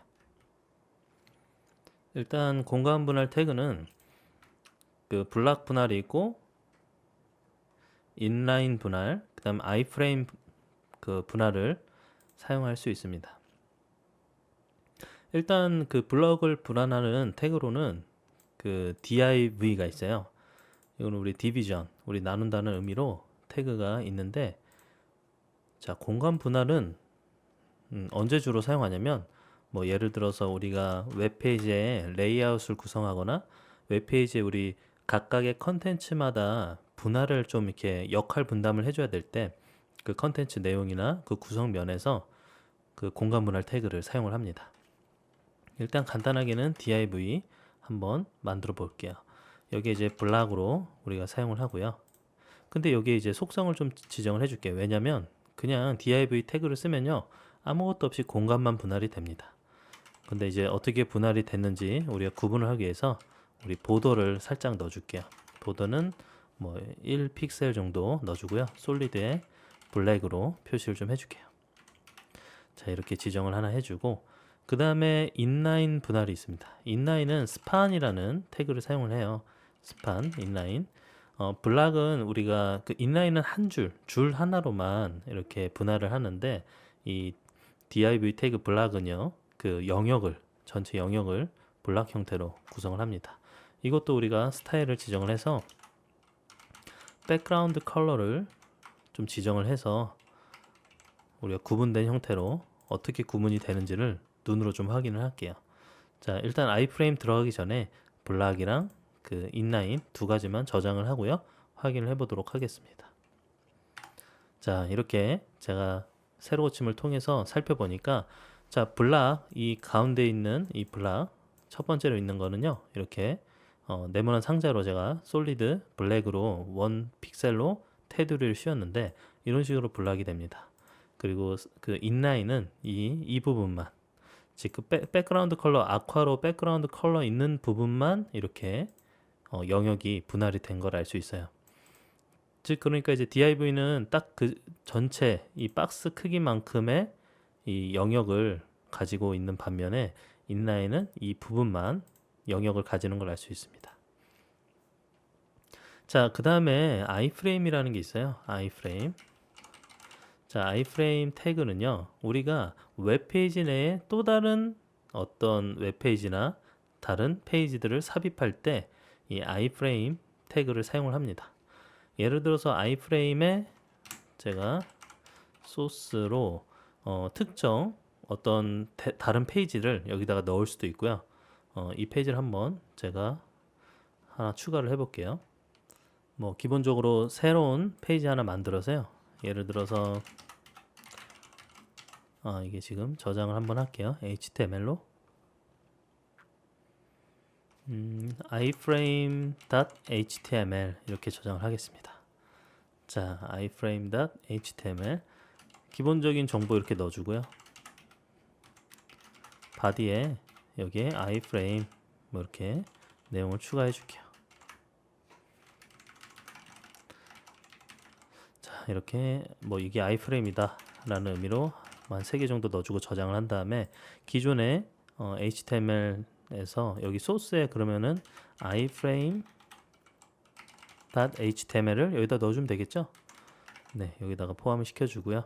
자, 그리고 뭐 그 밖에도 우리가 할 수 있는 게 여러 가지 속성들이 있어요. 소스는 우리가 했고, 네임을 한번 해볼까요? 여기 이제 iframe에 사용할 수 있는 링크 대상이 되는 iframe 뭐 A 이렇게 지정을 해줄게요. 자, 네임 했고, 그 다음에 영역을 지정을 해줄 수 있겠죠? 한 500픽셀 정도 지정을 해주고요. 그 다음 위드도 한 400 정도 지정을 해줄게요. 그 다음 또 뭐가 있죠? 타이틀도 여기에 iframe에 제목을 붙일 수가 있는데, 타이틀 여기에 iframe example 뭐 이렇게 지정을 해볼게요. 자, 그럼 이제 이런 iframe이 하나 생기고요. 그럼 iframe 하나가 잘 생겼는지 한번 살펴볼게요. 자, 저장을 한 다음에 새로 고침. 네, 그럼 iframe 이렇게 입력이 됐죠? 너무 크네요. 지금 확대가 된 상태라서 조금 줄여서 300에 300 이렇게 저장을 바꿔볼게요. 네, 그럼 300에 300짜리의 iframe. 지금 현재 iframe.html에 있는 내용이 그대로 여기에 삽입이 됐죠? 지금 다른 페이지에 있는 이 내용이 여기에 그대로 등장을 하는 걸 알 수 있습니다. 자, 그리고 또 여기다가 p 태그로 여기에 링크 하나만 앵커 태그로 추가를 할게요. http 수완랩.com. 네, 이렇게. 그 다음 타겟을 여기에 타겟을 지정할 때 원래 타겟에 여러 가지 4가지 그 옵션이 있는데 이 타겟에다가 여기에 우리가 iframe으로 이름을 지정해줬던 iframe 언더바 a를 여기다 넣어줍니다. 여기다가 iframe a를 넣어줘요. 자, 그리고 여기에 수완랩.com 뭐 이렇게 이름을 씌워줍니다. 자, 저장을 하고 한번 실행을 해볼게요. 자, 그러면은 여기에 수완랩.com이라는 링크가 있는데 이 링크의 타겟을 뭘로 잡았죠? 타겟을 iframe 언더바 a, 이 이름은 어디에 있죠? iframe의 이름으로 지정이 돼 있잖아요.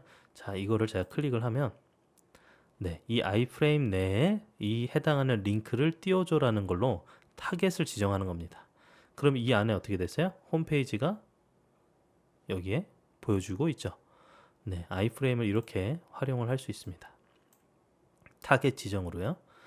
자, 그리고 뭐 그 밖에도 뭐 여러 가지 링크 사용해서 또 뭐 iframe 내에 페이지들을 띄우는 이런 것들을 해보실 수가 있습니다. 자, 그 다음에는 입력 양식 태그에 대해서 살펴보도록 할게요. 물론 여기에 옵션으로 되어 있는 거 좀 살펴볼게요. 스크롤링이 있어요. 스크롤링을 띄우거나 안 띄우거나 할 수 있습니다. 지금 보면 스크롤링이 기본으로 되어 있죠. 크기가 커짐에 따라서 스크롤을 띄울 거냐 안 띄울 거냐 이런 것도 정의를 할 수 있습니다. 자, 그 다음에 입력 양식 태그입니다. 이 입력 양식 태그는 여러분들 한 번씩 봤을 거예요. 우리가 회원가입을 하거나 할 때 여러분들 회원가입할 때 이름을 넣거나 내 성별을 입력하거나 뭐 이런 다양한 입력 폼들이 있잖아요. 그런 입력 폼을 만들 때 사용하는 게 바로 입력 양식 태그입니다. 대표적으로 사용하는 게 이제 폼 태그가 이제 그 입력 양식을 사용할 때 쓰는 그런 태그입니다. 한번 사용을 해볼까요? 자, 폼 태그를 쓰고요. 폼 태그에 여러 옵션이 속성들이 있습니다. 네임을 통해서 우리 여기에 폼의 이름을 지정할 수가 있어요. 뭐 폼의 이름 뭐 fname 이렇게 할게요. 자, 그리고 여기에 액션이 있습니다. 이 폼을 전송시킬, 처리할 이 입력 데이터들을 폼에 들어가 있는 입력 데이터를 받을, 처리할 웹 프로그램을 여기다 넣어줍니다. 보통 뭐 JSP나 PHP 뭐 혹은 ASP 뭐 이런 게 있겠죠. 뭐 예를 들어서 JSP로 해볼게요. JSP 자, 이렇게 넣어주고요. 그 다음에 여기에 메소드가 있습니다. 메소드. 자, 메소드는 정송 방식에 차이가 좀 있는데 get과 post 두 가지로 구분을 할 수 있어요. 자, get과 post 중에 이제 차이가 뭔지 설명을 좀 드릴게요. 메소드 속성에 그 get post에 get이라고 표시를 하면요. 이 URL, 우리 지금 이 주소 쓰고 있는 이 URL 있죠. 이 URL 뒷부분에 파라미터를 추가해서 데이터를 전달하는 게 get 방식입니다. 그러니까 뭐가 전송이 되는지가 노출이 돼요. 그래서 URL에 어떤 데이터가 전송이 된다는 게 노출되기 때문에 당연히 보안에 취약한 단점이 있습니다. 그래서 노출이 돼도 되는 노출이 상관이 없는 그런 데이터, 예를 들어서 검색 엔진은 어떤 키워드가 전달이 되는지 보여줘도 상관이 없잖아요. 그렇기 때문에 그런 경우에 get 방식을 주로 사용을 합니다. 또 글자 수도 제한이 있기 때문에 최대 글자 수 2048자에 제한이 있습니다. 근데 이제 포스트 방식을 사용하면요, 이거는 우리가 URL에다가 추가해서 전달하는 방식이 아니라 HTTP 리퀘스트 헤더에, 즉 우리가 그 프로토콜 사용하잖아요. HTTP 거기에 리퀘스트 요청하는 그 헤더에 파라미터를 추가해서 데이터를 전송을 합니다. 그래서 어떤 데이터가 전송되는지는 보이지가 않아요. URL에 보이는 get 방식과 달리 보이지가 않아서 보안이 높은 보안성을 유지할 수가 있겠죠. 그럼 이런 건 어디에 활용이 되느냐? 로그인 같은, 예를 들어서 아이디와 패스워드 이런 거가 노출이 되면 안 되잖아요. 그래서 로그인 그런 부분에는 포스트 방식을 사용을 합니다. 물론 글자 수도 제한이 없어요. 그래서 두 가지 뭐 종류에 따라서 여러분들이 구분해서 사용을 하시면 되겠습니다. 한번 저장을 한 다음에 새로 고침을 해보면요, 지금 현재 폼 태그만으로는 아무것도 뜨지 않습니다. 폼 태그는 단지 이 안에 어떤 입력 양식을 내가 쓰겠다라는 의미의 그런 뭐 시작과 끝을 의미하는 그런 태그입니다. 이제 폼을 여기다 만들겠다 이런 의미가 되겠죠. 자, 그런데 폼에서 입력 양식 폼에서 사용할 수 있는 이제 다양한 그런 또 뭐 태그들이 있어요. 근데 여기에서 이제 사용되는 태그들 한번 보면은 input, text area, 그다음 label, 라벨, 그다음 field set, 그다음 legend, 그리고 select, 그다음 옵션 그룹, 옵션, 버튼, 데이터 리스트, 아웃풋 이렇게 폼 태그 관련 태그들이 있습니다. 이거는 이제 우리가 하나하나씩 살펴볼 텐데 뭐 간단히 보자면 인풋은 입력할 때 사용을 하고요. 텍스트 에러는 이제 여러 줄, 라벨은 인풋 요소에 이 인풋이 무슨 인풋이다라는 명칭을 이렇게 라벨을 씌워줄 때 사용하는 태그입니다. 그리고 이제 필드셋은 폼에 관련된 요소, 그리고 레전드는 이제 필드셋의 요소에 캡션을 넣어줄 때 레전드를 사용합니다. 그리고 셀렉트가 있는데 셀렉트는 셀렉트와 함께 옵션 그룹, 옵션 이렇게 세 가지를 같이 사용하는데 우리 드랍 다운 리스트 있죠. 누르면 이렇게 밑으로 이렇게 드랍 다운으로 우리가 뭔가를 선택할 수 있게 하는 그런 뭐 폼 양식들 많이 봤잖아요. 그런 드랍 다운 리스트에 사용을 하는 그런 태그입니다. 근데 드랍 다운에서 표시되는 리스트에 옵션으로는 뭐가 있는지 이렇게 옵션 태그를 사용하면 되는데 옵션 자체도 그룹을 묶을 수가 있어요. 그럴 때는 옵션 그룹 태그를 사용을 합니다. 그리고 이제 우리가 뭔가 누를 때 버튼 형태의 양식, 그리고 데이터 리스트, 이거는 미리 정의된 옵션 리스트라고 볼 수 있고요. 그 다음에는 아웃풋, 계산된 결과를 출력해주는 그런 아웃풋 태그가 있습니다. 자, 하나하나 한번 해볼게요. 자, 폼 태그 안에다가 우리가 레이블, 우리가 무슨 인풋 태그에 무슨 이름을 가지는지 사용하는 레이블 태그에 앞에다 두고요. 일단 좀 이따가 입력을 해볼게요. 인풋의 타입의 텍스트, 자 아이디의 네임, 그리고 네임에는 네임, 자 이렇게 지정을 해줄게요. 밸류로는 여기에는 밸류는 디폴트로 무슨 값을 넣을 거냐라는 겁니다. 자 수완으로 그냥 입력을 해볼게요. 그 다음 사이즈를 지정할 수 있는데 사이즈는 한 20 정도로 지정을 해볼게요. 자, 그 다음에 인풋 태그는 완성이 됐고, 자 인풋 태그와 함께 좀 길어져서 어떻게 하면 좋을지 이걸 밑으로 한번 빼볼까요? 화면을 좌우가 아니라 위아래로 한번 해볼게요. 네, 이런 식으로 반반씩.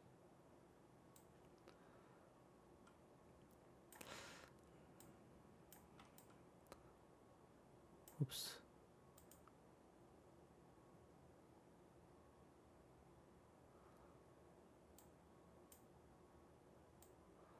네. 자, 됐습니다. 자, 이제 잘 보이시죠? 네, 텍스트가 좀 길어져서 이렇게 위아래로 좀 구분해서 사용을 할게요. 네, 보면은 지금 현재 인풋 태그에 해당하는 이 레이블을 입력하기 위해서 여기 레이블 4 name 이렇게 합니다. 여기에서 이 name은 뭘까요? 바로 여기에 있는 name, id, name, 여기에 이름을 넣어줄게요. 자, 저장했습니다. 자, 저장한 거를 한번 살펴볼게요. 그러면 어떻게 돼 있죠? 이렇게 기본으로 입력된 텍스트 정보, 밸류에는 디폴트로 넣은 수완이 이렇게 뜨고요. 그 다음 여기 앞에 있는 이름이 바로 앞에 이 레이블을 의미하는 이름. 그래서 이렇게 입력 폼 앞에 이렇게 레이블이 뜨는 형태로 우리가 인풋 태그를 사용해 봤습니다. 자, 그 다음에는 select가 있는데요. 인풋 다음에 select. 여기 이제 select. 네, 아이디로는 뭐 푸드, 우리 음식을 한번 해볼게요. 간단한 예제로 푸드. 자, 여기에 셀렉트 안에 옵션을 넣을 수가 있다고 그랬죠? 옵션 태그. 여기 옵션 태그에 뭐 피자. 근데 여기에 밸류를 예를 들어서 전송시킬 때 전달되는 정보는 이 밸류 안에 있는 데이터예요. 여기에 selected라는 또 속성이 있습니다. 기본적으로 선택을 해놔야 될 그런 옵션으로 selected라는 속성을 사용합니다. 자, 그리고 피자만 있는 게 아니라 우리 햄버거, 파스타 이런 걸 추가로 넣어주고요. 물론 밸류도 바꿔줘야겠죠. 햄버거, 파스타, 네 이렇게 정보를 넣어주고 한번 살펴보도록 할게요. 저장, 그 다음에 새로 고치. 네, 그럼 여기에 피자냐, 햄버거냐, 파스타냐 이렇게 선택할 수 있는 이 드롭박스 메뉴가 떴죠. 네. 드롭박스 아니라 드롭다운. 네, 드롭박스는 네, 우리 클라우드 서비스죠. 자, 그 다음에 다중 선택을 할 수도 있는데요. 다중 선택을 할 경우에는 이 앞에다가 멀티플만 사용을 하시면 돼요. 자, 기존에는 어떻게 되죠? 하나만 선택이 가능하죠. 네, 하나만 선택, 단일 선택만 가능합니다.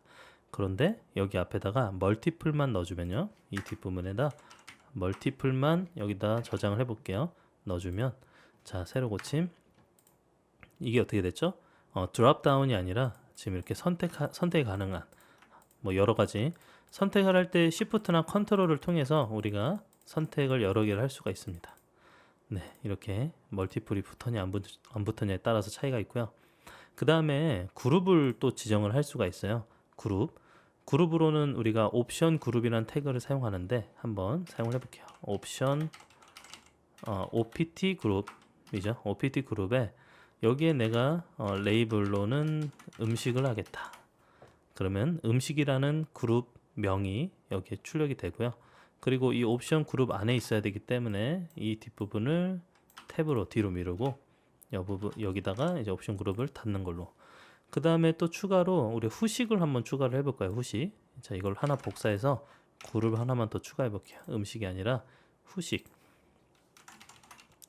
후식으로 하나 추가를 해보겠습니다.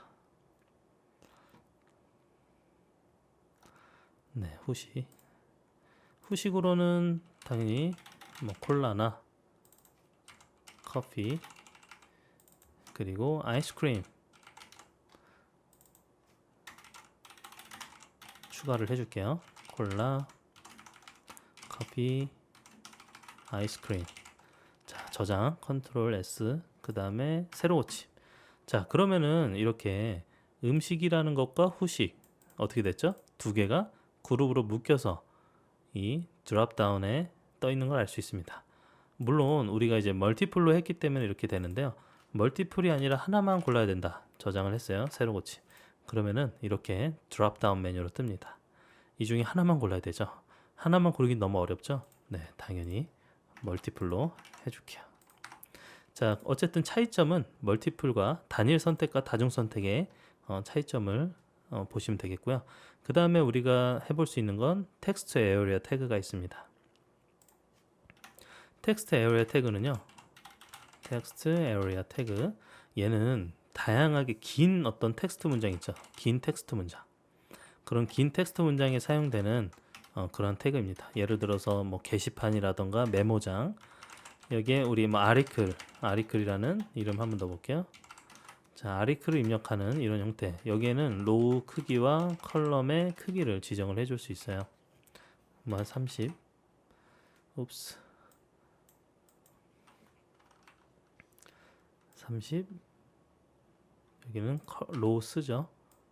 컬스 로우스. 자, 이렇게 지정을 하고요. 몇 자까지 허용을 할 거냐.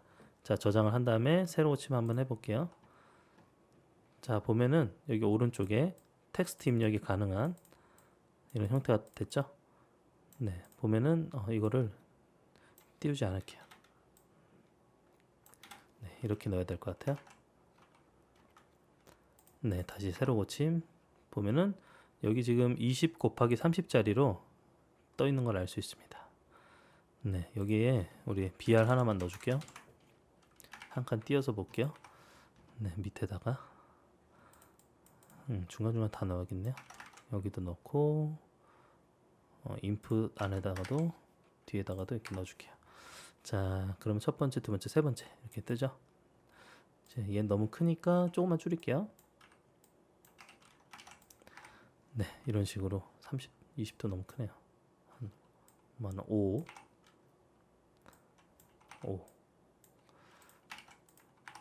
네, 이렇게 여러 줄 입력할 수 있게 띄웠습니다. 이거 좀 너무했죠? 5랑 10으로 할까요? 로는 5, 컬럼은 10. 네, 됐습니다. 그럼 텍스트를 이렇게 입력할 수가 있겠죠? 자, 그 다음에 우리가 볼 거는 버튼에 대한 겁니다. 버튼, 여기도 이제 BR로 한 칸 띄고요. 버튼 태그는요, 이렇게 그냥 뭐 버튼 이렇게 입력을 할게요.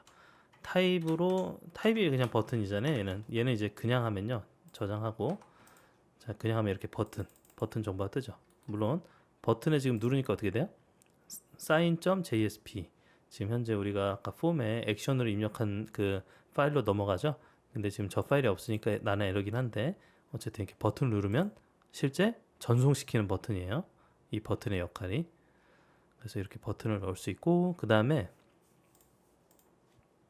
field set legend 태그가 있습니다.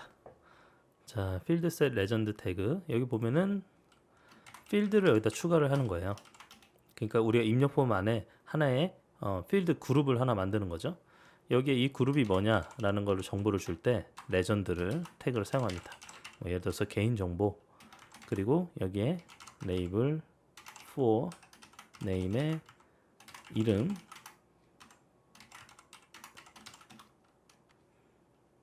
자 그리고 이름을 넣고 또 타입의 텍스트 사용하고 아이디의 name,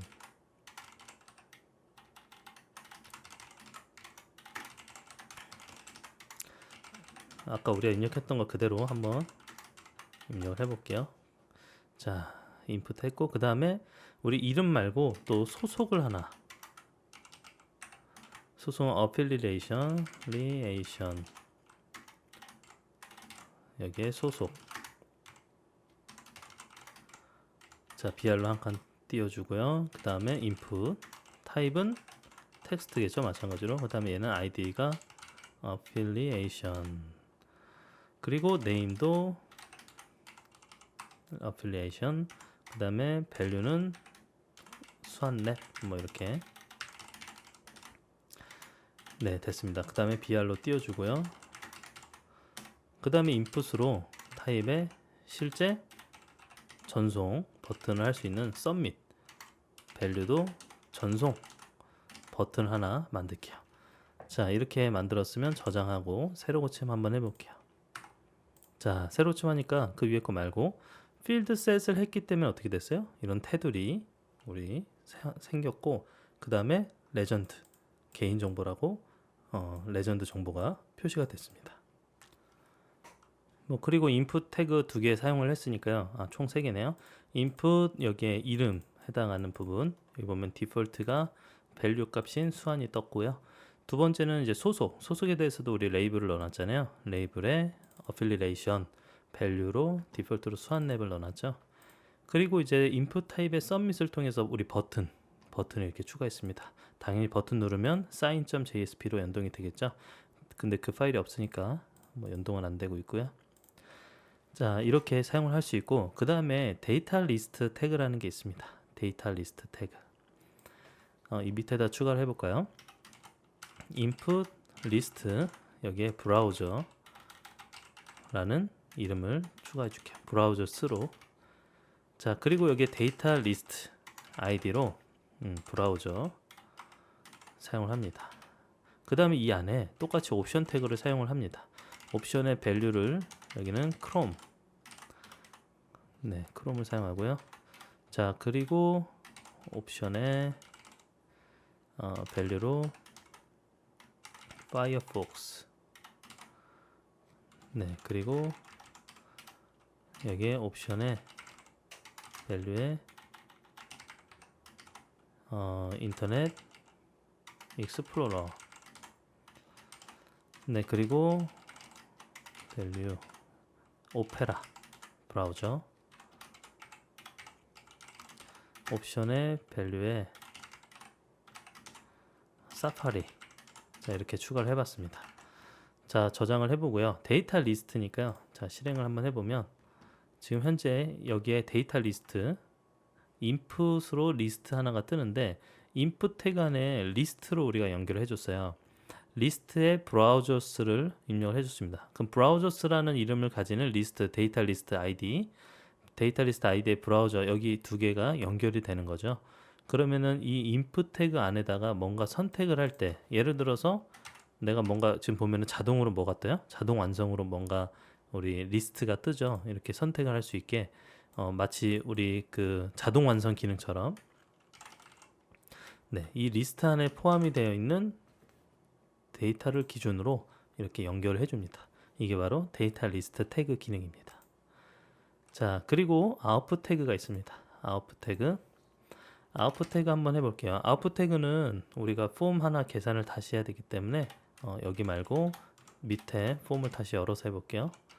폼에 이거는 이제 자바스크립트인데 on input 여기 r value parse int 값으로 parse 하는 거고 x value 자 이렇게 그다음 곱하기 parse int y value 자 이렇게 실행을 해줄게요. 자 폼을 여기다 열어주고요. 자 이렇게 해준 다음에 이 안에다가 인풋을 입력을 해줍니다. 계산에 사용되는 아웃풋 태그잖아요. 그래서 인풋 태그로 우리가 number 이거 좀 이따 어떤 건지 볼게요. 넘버의 x 값이 무엇인지 x로 지정해주고요. value에 기본적으로는 10을 넣어줄게요. 자, 그 다음 플러스 곱하기죠. 곱하기 input 타입의 넘버가 y값 value로는 기본적으로 20을 넣어줄게요. 자, 는 그 다음에 여기 아웃풋을 넣어준 겁니다. input, output 이렇게 생각하시면 되겠어요. 여기 아웃풋이니까 리절트로 r 값을 주고 for x, y 이렇게 아웃풋 값을 넣어줄게요. 자, 이렇게 두고요. 자, 그 다음에 여기다가 좀 띄워주고 br로 그 다음 input 타입의 submit 자 됐습니다. 저장을 해주고 새로 침 한번 해볼게요. 자 새로 침 했더니 이 뒷부분에 10 곱하기 20 곱하기로 이걸로 안하고 곱하기로 해볼게요. 그냥 x로 자 이렇게 10 곱하기 20 이렇게 돼 있죠.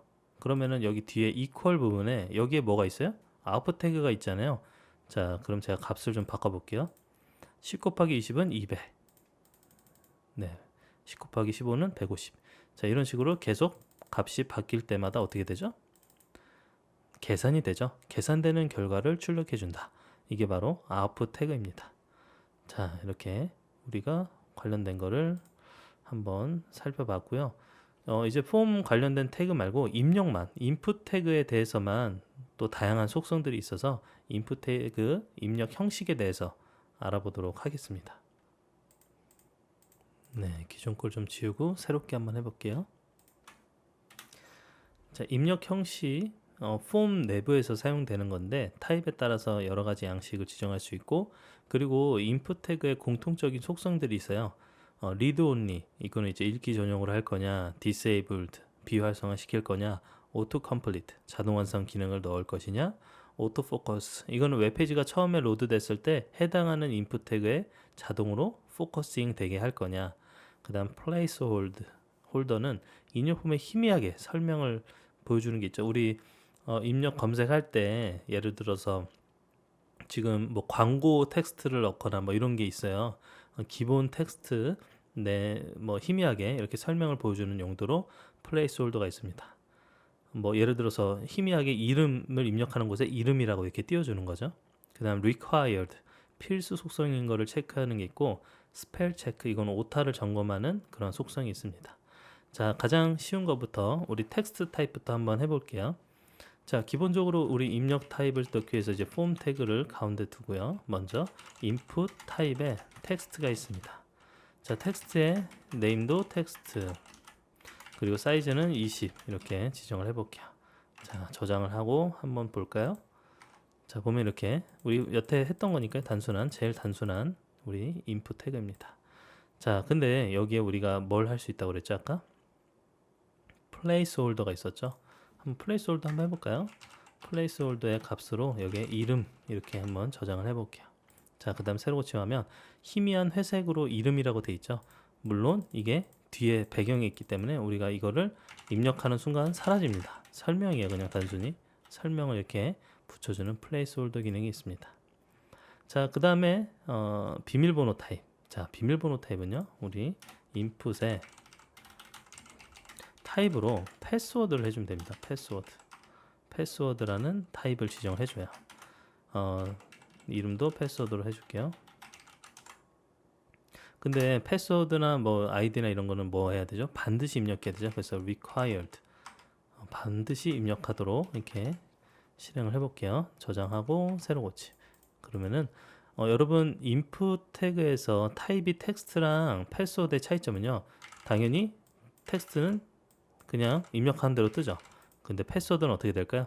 우리 여러분들 다들 로그인 해보셨을 테니까 알 텐데, 네, 이렇게 이게 비밀번호처럼 뜹니다. 타입이 패스워드 때문에 이런 식으로 표현이 되는 거예요. 자, 그 다음에 버튼 타입이 있습니다. 버튼. 물론 버튼이란 태그가 있는데 여러분 인풋에 타입의 버튼이 있어요.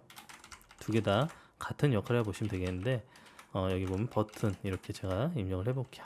자, 저장하고 새로 고침. 그럼 여기 버튼이 뜨죠. 그러면은 뭐 아이디에 패스워드 입력하고 로그인 뭐 이런 식으로 우리가 사용을 할 수 있겠습니다. 자, 그 다음에 라디오 타입이 있는데요. 라디오. 자, 라디오 타입은 우리 인풋에 여러 가지 항목 중 하나를 선택할 때 라디오 타입을 사용을 합니다. 자, 예를 들어서 여기 라디오로 타입을 제가 입력을 해줬어요. 뭐 여기에 이제 성별을 입력한다. 예를 들어서 그럼 젠더 성별에 따라서 뭐 메일은 남자, 이걸 하나 더 만들어서 여자, 이렇게 두 가지를 만들어 볼게요. 네, 이렇게 저장하고요. 자, 새로 고침 해보면 남자냐 여자냐 이렇게 선택할 수 있죠. 네, 이런 식으로 우리 라디오 버튼 둘 다는 안 되고 하나만 이렇게 선택할 수 있게 만들어졌습니다. 자, 그 다음에 체크박스가 있어요. 라디오 타입은 하나만 선택할 수 있는데 체크 타입은 여러 개를 선택할 때 사용을 합니다. 네, 보면은 인풋에 타입으로 체크박스, 그리고 네임으로는 푸드를 줄게요.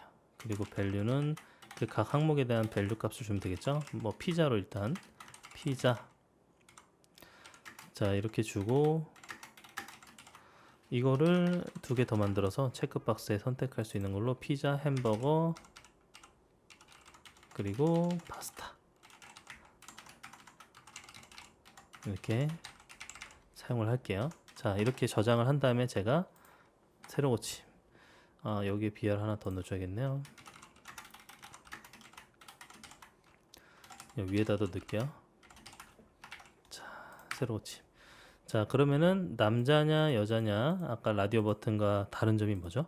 뭐 모양도 다르지만 얘는 다중 선택이 가능합니다. 네, 이렇게 다중 선택이 가능하다는 점, 이런 차이점이 있습니다. 자, 그 다음에 데이트 타입이 있어요. 데이트 타입은 인풋 타입에 뭘 사용하냐면 데이트를 사용을 합니다. 그 다음에 민값, 맥스값을 정할 수 있는데 이거는 날짜를 입력할 때 사용하기 때문에 날짜 정보를 여기다 넣어줘요. 그래서 2020년도 1월 1일부터 2020년도 12월 31일 뭐 이렇게 날짜의 범위 민맥스 값을 넣어줍니다. 자, 저장하고 한번 확인해 볼까요? 자, 보면은 이렇게 날짜 선택할 수 있는 이런 폼이 작성이 돼요. 2020년도 지정이 돼 있죠. 지금 범위가. 그 다음에 이걸 선택하면 지금 언제로 선택하는지가 이렇게 달력을 선택할 수 있도록 뜨는 걸 알 수 있습니다. 네, 이렇게요. 자, 그리고 우리가 살펴볼 거는 아까는 데이트 날짜만 입력하는데 날짜를 입력하고 월간 연도를 입력하는 타입으로 뭐가 있냐면 여기에 months가 있습니다. months. 아이디도 months, name도 months로 지정을 해볼게요. 자, 실행 컨트롤 S 하고 실행해 보면 자, months는 두 가지로 월, 연. 그래서 월을 먼저 선택을 합니다. 그러면은 몇 년도에 몇 월인지를 이렇게 선택하는 게 뜨는 걸 알 수 있죠. 자, 그리고 week 주를 입력할 때 사용하는 또 타입이 있습니다. 타입에 우리가 week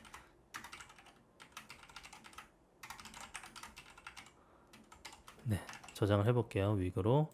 자, 새로 고침. 그러면 이 뒷부분에 week 정보가 출력이 되죠. 그러면은 여기에는 지금 현재 한 주를 이렇게 선택할 수 있게 돼 있어요. 네, 이런 식으로요. 한 주. 자, 이런 식으로 주를 입력할 때. 그 다음에 타임이 있습니다. 이건 시간으로.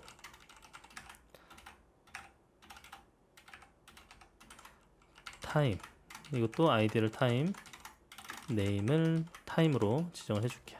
저장, 컨트롤 S, 새로 고침. 그럼 여기 시간을 선택할 수 있죠. 지금 몇 시로 선택할지 이렇게 지정을 해줄 수 있습니다. 네, 시간 정보를 입력하는 태그. 자, 그리고 날짜 시간을 입력할 때 사용하는 데이트 타임인데, 얘는 이제 로컬 타임으로 사용하는 데이트 타임 로컬이 있어요. 로컬. 자, 아이디어 네임을 데이트 타임으로 맞춰줄게요. 자, 저장 컨트롤 S 해주고 실행을 한번 해볼게요. 그러면은 얘는 연, 월, 일 다 이렇게 시간까지 전체를 다 선택을 할 수 있습니다. 네, 전체 다. 네, 이런 식으로 완성. 아예 하나 전체 데이트 타임을 다 가져가는 정보입니다. 자, 그 다음에는 컬러를 선택하는 데 사용하는 타입 컬러가 있습니다. 여기 BR로 좀 한 줄 띄워주고요. 인풋의 타입을 컬러로 지정을 해주면 우리가 색상을 그럴 때 사용하는 겁니다. 네, 한번 실행을 해볼게요. 자, 실행해보면 이렇게 선택을 하면 컬러를 선택하는 피커가 이렇게 다이아그램으로 뜨죠. 그래서 내가 무슨 색을 정할지를 결정을 할 수가 있습니다. 네, 이런 식으로요. 자, 그 다음에 우리 넘버가 있습니다. 넘버. 근데 여기에 타입이 넘버죠. 타입이 넘버. 이거는 우리가 숫자를 고를 때 사용하는 그러한 또 입력 속성인데요. 여기에 범위를 지정할 수 있어요. 우리 날짜 뭐 이런 것처럼 min max 값이 내가 어디서부터 어디까지 입력을 하겠다. 자, 선택 복사를 하고요. 컨트롤 S 하고요. 저장을 하고 다시 새로 고침 한번 해볼게요. 그럼 여기에 우리가 숫자를 입력하는 형태입니다. 보면 이렇게 숫자니까 이렇게 인크리즈, 디크리즈 할 수 있는 버튼도 있고요. 그리고 제가 999 되죠. 근데 1000까지 돼요. 근데 1001. 자, 1001 지금 최대값은 맥스로 이렇게 돼 있잖아요. 그래서 지금 현재 더 이상 값이 안 오른 걸 알 수 있습니다. 1000 이상으로. 네, 이런 식으로 민맥스 값을 고정해서 사용을 할 수가 있고요. 자, 그 다음에 레인지, 범위를 지정할 때 사용하는 또 속성이 있습니다. 인풋 태그의 속성, 인풋의 타입의 레인지, 범위를 지정하는. 얘는 뭐 포인트 이렇게, 얘도 민맥스를 지정할 수 있는데 0, 맥스는 100으로만 해볼게요. 자, 이렇게 저장 컨트롤 S 하고 실행 해보면, 자, 얘는 레인지이기 때문에 이런 슬라이더와 같은 이런 UI가 뜹니다. 그래서 여기에 값을 0부터 100까지 우리 레인지에 따라서 선택을 할 수가 있습니다. 자, 그 다음에 또 이메일 입력하는 때 사용하는 게 있거든요. 인풋 타입에 우리 이메일로 한번 해볼게요. 이메일 네임도 이메일. 자, 이렇게 저장 해놓고 새로 고침. 그러면은 여기에 이메일 양식으로만 여기다 입력을 해줘야 돼요. 물론 이제 우리 기본적으로 뭐 골뱅이 한 다음에 한 다음에 주소 붙이는 이런 것들이 따로 받을 수도 있는데, 자, 이런 식으로 우리가 이메일 형식이 맞는지 아닌지 입력하는, 뭐 기본적으로는 텍스트 타입의 인풋이랑 뭐 똑같이 생겼습니다. 자, 그 다음에 URL을 인풋으로 사용하는 게 있습니다. URL 타입을 URL로 해버리면요, 여기에 뭐 my URL 이렇게, 그럼 URL을 입력할 때 사용합니다. 그래서 URL 형식을 자동으로 체크하는 걸 할 수 있겠죠. 예를 들어서 실행해 보면 이것도 사실은 뭐 둘 다 똑같은 텍스트예요. 단지 의미를 주는 겁니다. 이 인풋 태그에는 무슨 타입을 쓴다라는 명시된 지정을 해주는 거죠. 그 다음 텔레폰, 그 전화번호 입력에 사용하는 텔이라는 타입이 있습니다. 그리고 뭐 이름은 아무거나 이렇게 해주고요. 여기에 중요한 건 패런을 이렇게 넣을 수 있거든요. 패런 우리 전화번호 보면은 세 개마다 이제 전화번호 특징이 다르잖아요. 그래서 0부터 9까지 세 개만, 그리고 우리 010, 011 뭐 이런 것처럼 우리나라 0부터 9까지 네 개만, 핸드폰 번호죠. 핸드폰 번호처럼 0부터 9까지 네 개. 자, 이런 식으로 패턴을 주면요. 저장을 해볼게요. 자, 저장한 다음에 한번 실행을 해보면요. 네, 이 부분입니다. 이 부분에 이 패턴대로 움직이게 되어 있어요. 패턴대로 입력이 돼야겠죠. 해당하는 패턴을 뭐 010, 1234, 1234 뭐 이렇게 패턴을 넣어주고요. 그 다음에 파일이 있습니다. 파일. 자, br로 띄워주고, 네, 인풋 태그의 타입에 파일을 넣어주면요. 파일을 업로드하거나 할 때 우리 다이얼로그 띄워야 되잖아요. 네, 그런 다이얼로그를 띄울 때 이 파일 타입을 사용을 할 수 있습니다. 자, 실행 컨트롤 S 하고 실행을 해보면요. 그러면 여기 오픈 choose 파일 있잖아요. 그래서 내가 뭔가 선택할 수 있게 이렇게 선택하는 이러한 인풋 태그입니다. 네. 자, 그리고 우리가 submit과 reset이 있습니다. submit과 reset. 이거는 입력 양식 전송을 하거나 초기화시키거나 이런 작업에 사용을 하는 거죠. 다른 거 뭐 입력 소수 이런 거 뭐 말고 우리 인풋 태그의 타입으로 submit을 한번 해볼게요. submit. 그다음 value 전송. 근데 이거와 다르게 인풋의 타입에 reset이 있습니다. reset. 여기는 value로 초기화 이렇게 넣어주고 저장을 해볼게요. 자, 그러면은 맨 끝에 전송 초기화가 있죠. BR로 한 칸 띄워줘야겠네요. 네. 그럼 전송 초기화. 전송을 누르면 어떻게 돼요? 지금 보면 뭐라고 돼 있어요? 전송 누르니까 Please fill out this field 있죠. 이게 뭐예요? 패스워드잖아요. 패스워드에 뭘 넣었어요 우리가? required를 줬단 말이에요. required. 반드시 입력돼야 될 required 줬기 때문에 입력을 안 한 상태에서 넘어가지 않는 거예요. 네, 그리고 여기에 우리가 뭐 나름대로 뭔가를 입력을 해봅시다. 뭐 이렇게 선택을 하고요. 네, 이렇게 선택한 다음에 그 다음에 초기화 버튼이 있어요. 여기 보면은 맨 마지막에 리셋 버튼 있죠. 리셋 버튼은 이 폼 내에서 입력한 다양한 우리가 사람이 입력한 값을 초기화 시켜주는 겁니다. 버튼을 눌러볼게요. 자, 이렇게 다 사라졌죠. 네, 기존 내용을 다 사라지게 하는 그러한 리셋 버튼입니다. 한마디로 초기화 시켜주는 그런 버튼이죠. 자, 그리고 우리가 뭐 회원가입 폼을 이렇게 만들어 볼 수가 있어요. 이런 다양한 입력 우리 함수를 통해서 입력 폼을 사용해서 회원가입 폼을 만들거나 뭐 그 밖에도 다양한 뭐 그런 기능들을 한번 만들어 볼 수가 있겠죠. 자, 그리고 우리가 이어서 살펴볼 건 클래스 아이디에 대해서 한번 알아보도록 하겠습니다. 클래스와 아이디. 먼저 그 클래스는요, 클래스 속성은 그 다양한 여러 가지 태그들을요, 하나의 그룹으로 그룹핑하고자 할 때 사용하는 그런 속성입니다. 그래서 태그의 클래스 이퀄하고 내가 사용할 클래스 명을 이렇게 사용을 하면 그에 해당하는 클래스 명으로 그룹이 만들어지는 거죠. 그리고 닷 클래스 이름으로 그 해당하는 클래스를 선택을 할 수가 있어요. 그리고 아이디 속성은 하나의 태그에 고유한 아이디를 부여해서요. 단일 그 선택을 하고 싶을 때 내가 해당하는 그 태그만 선택하고 싶을 때 아이디를 사용을 합니다. 이 아이디 속성에는 고유한 아이디 값을 지정을 하고요. 선택할 때는 샵 아이디 값 이렇게 선택을 합니다.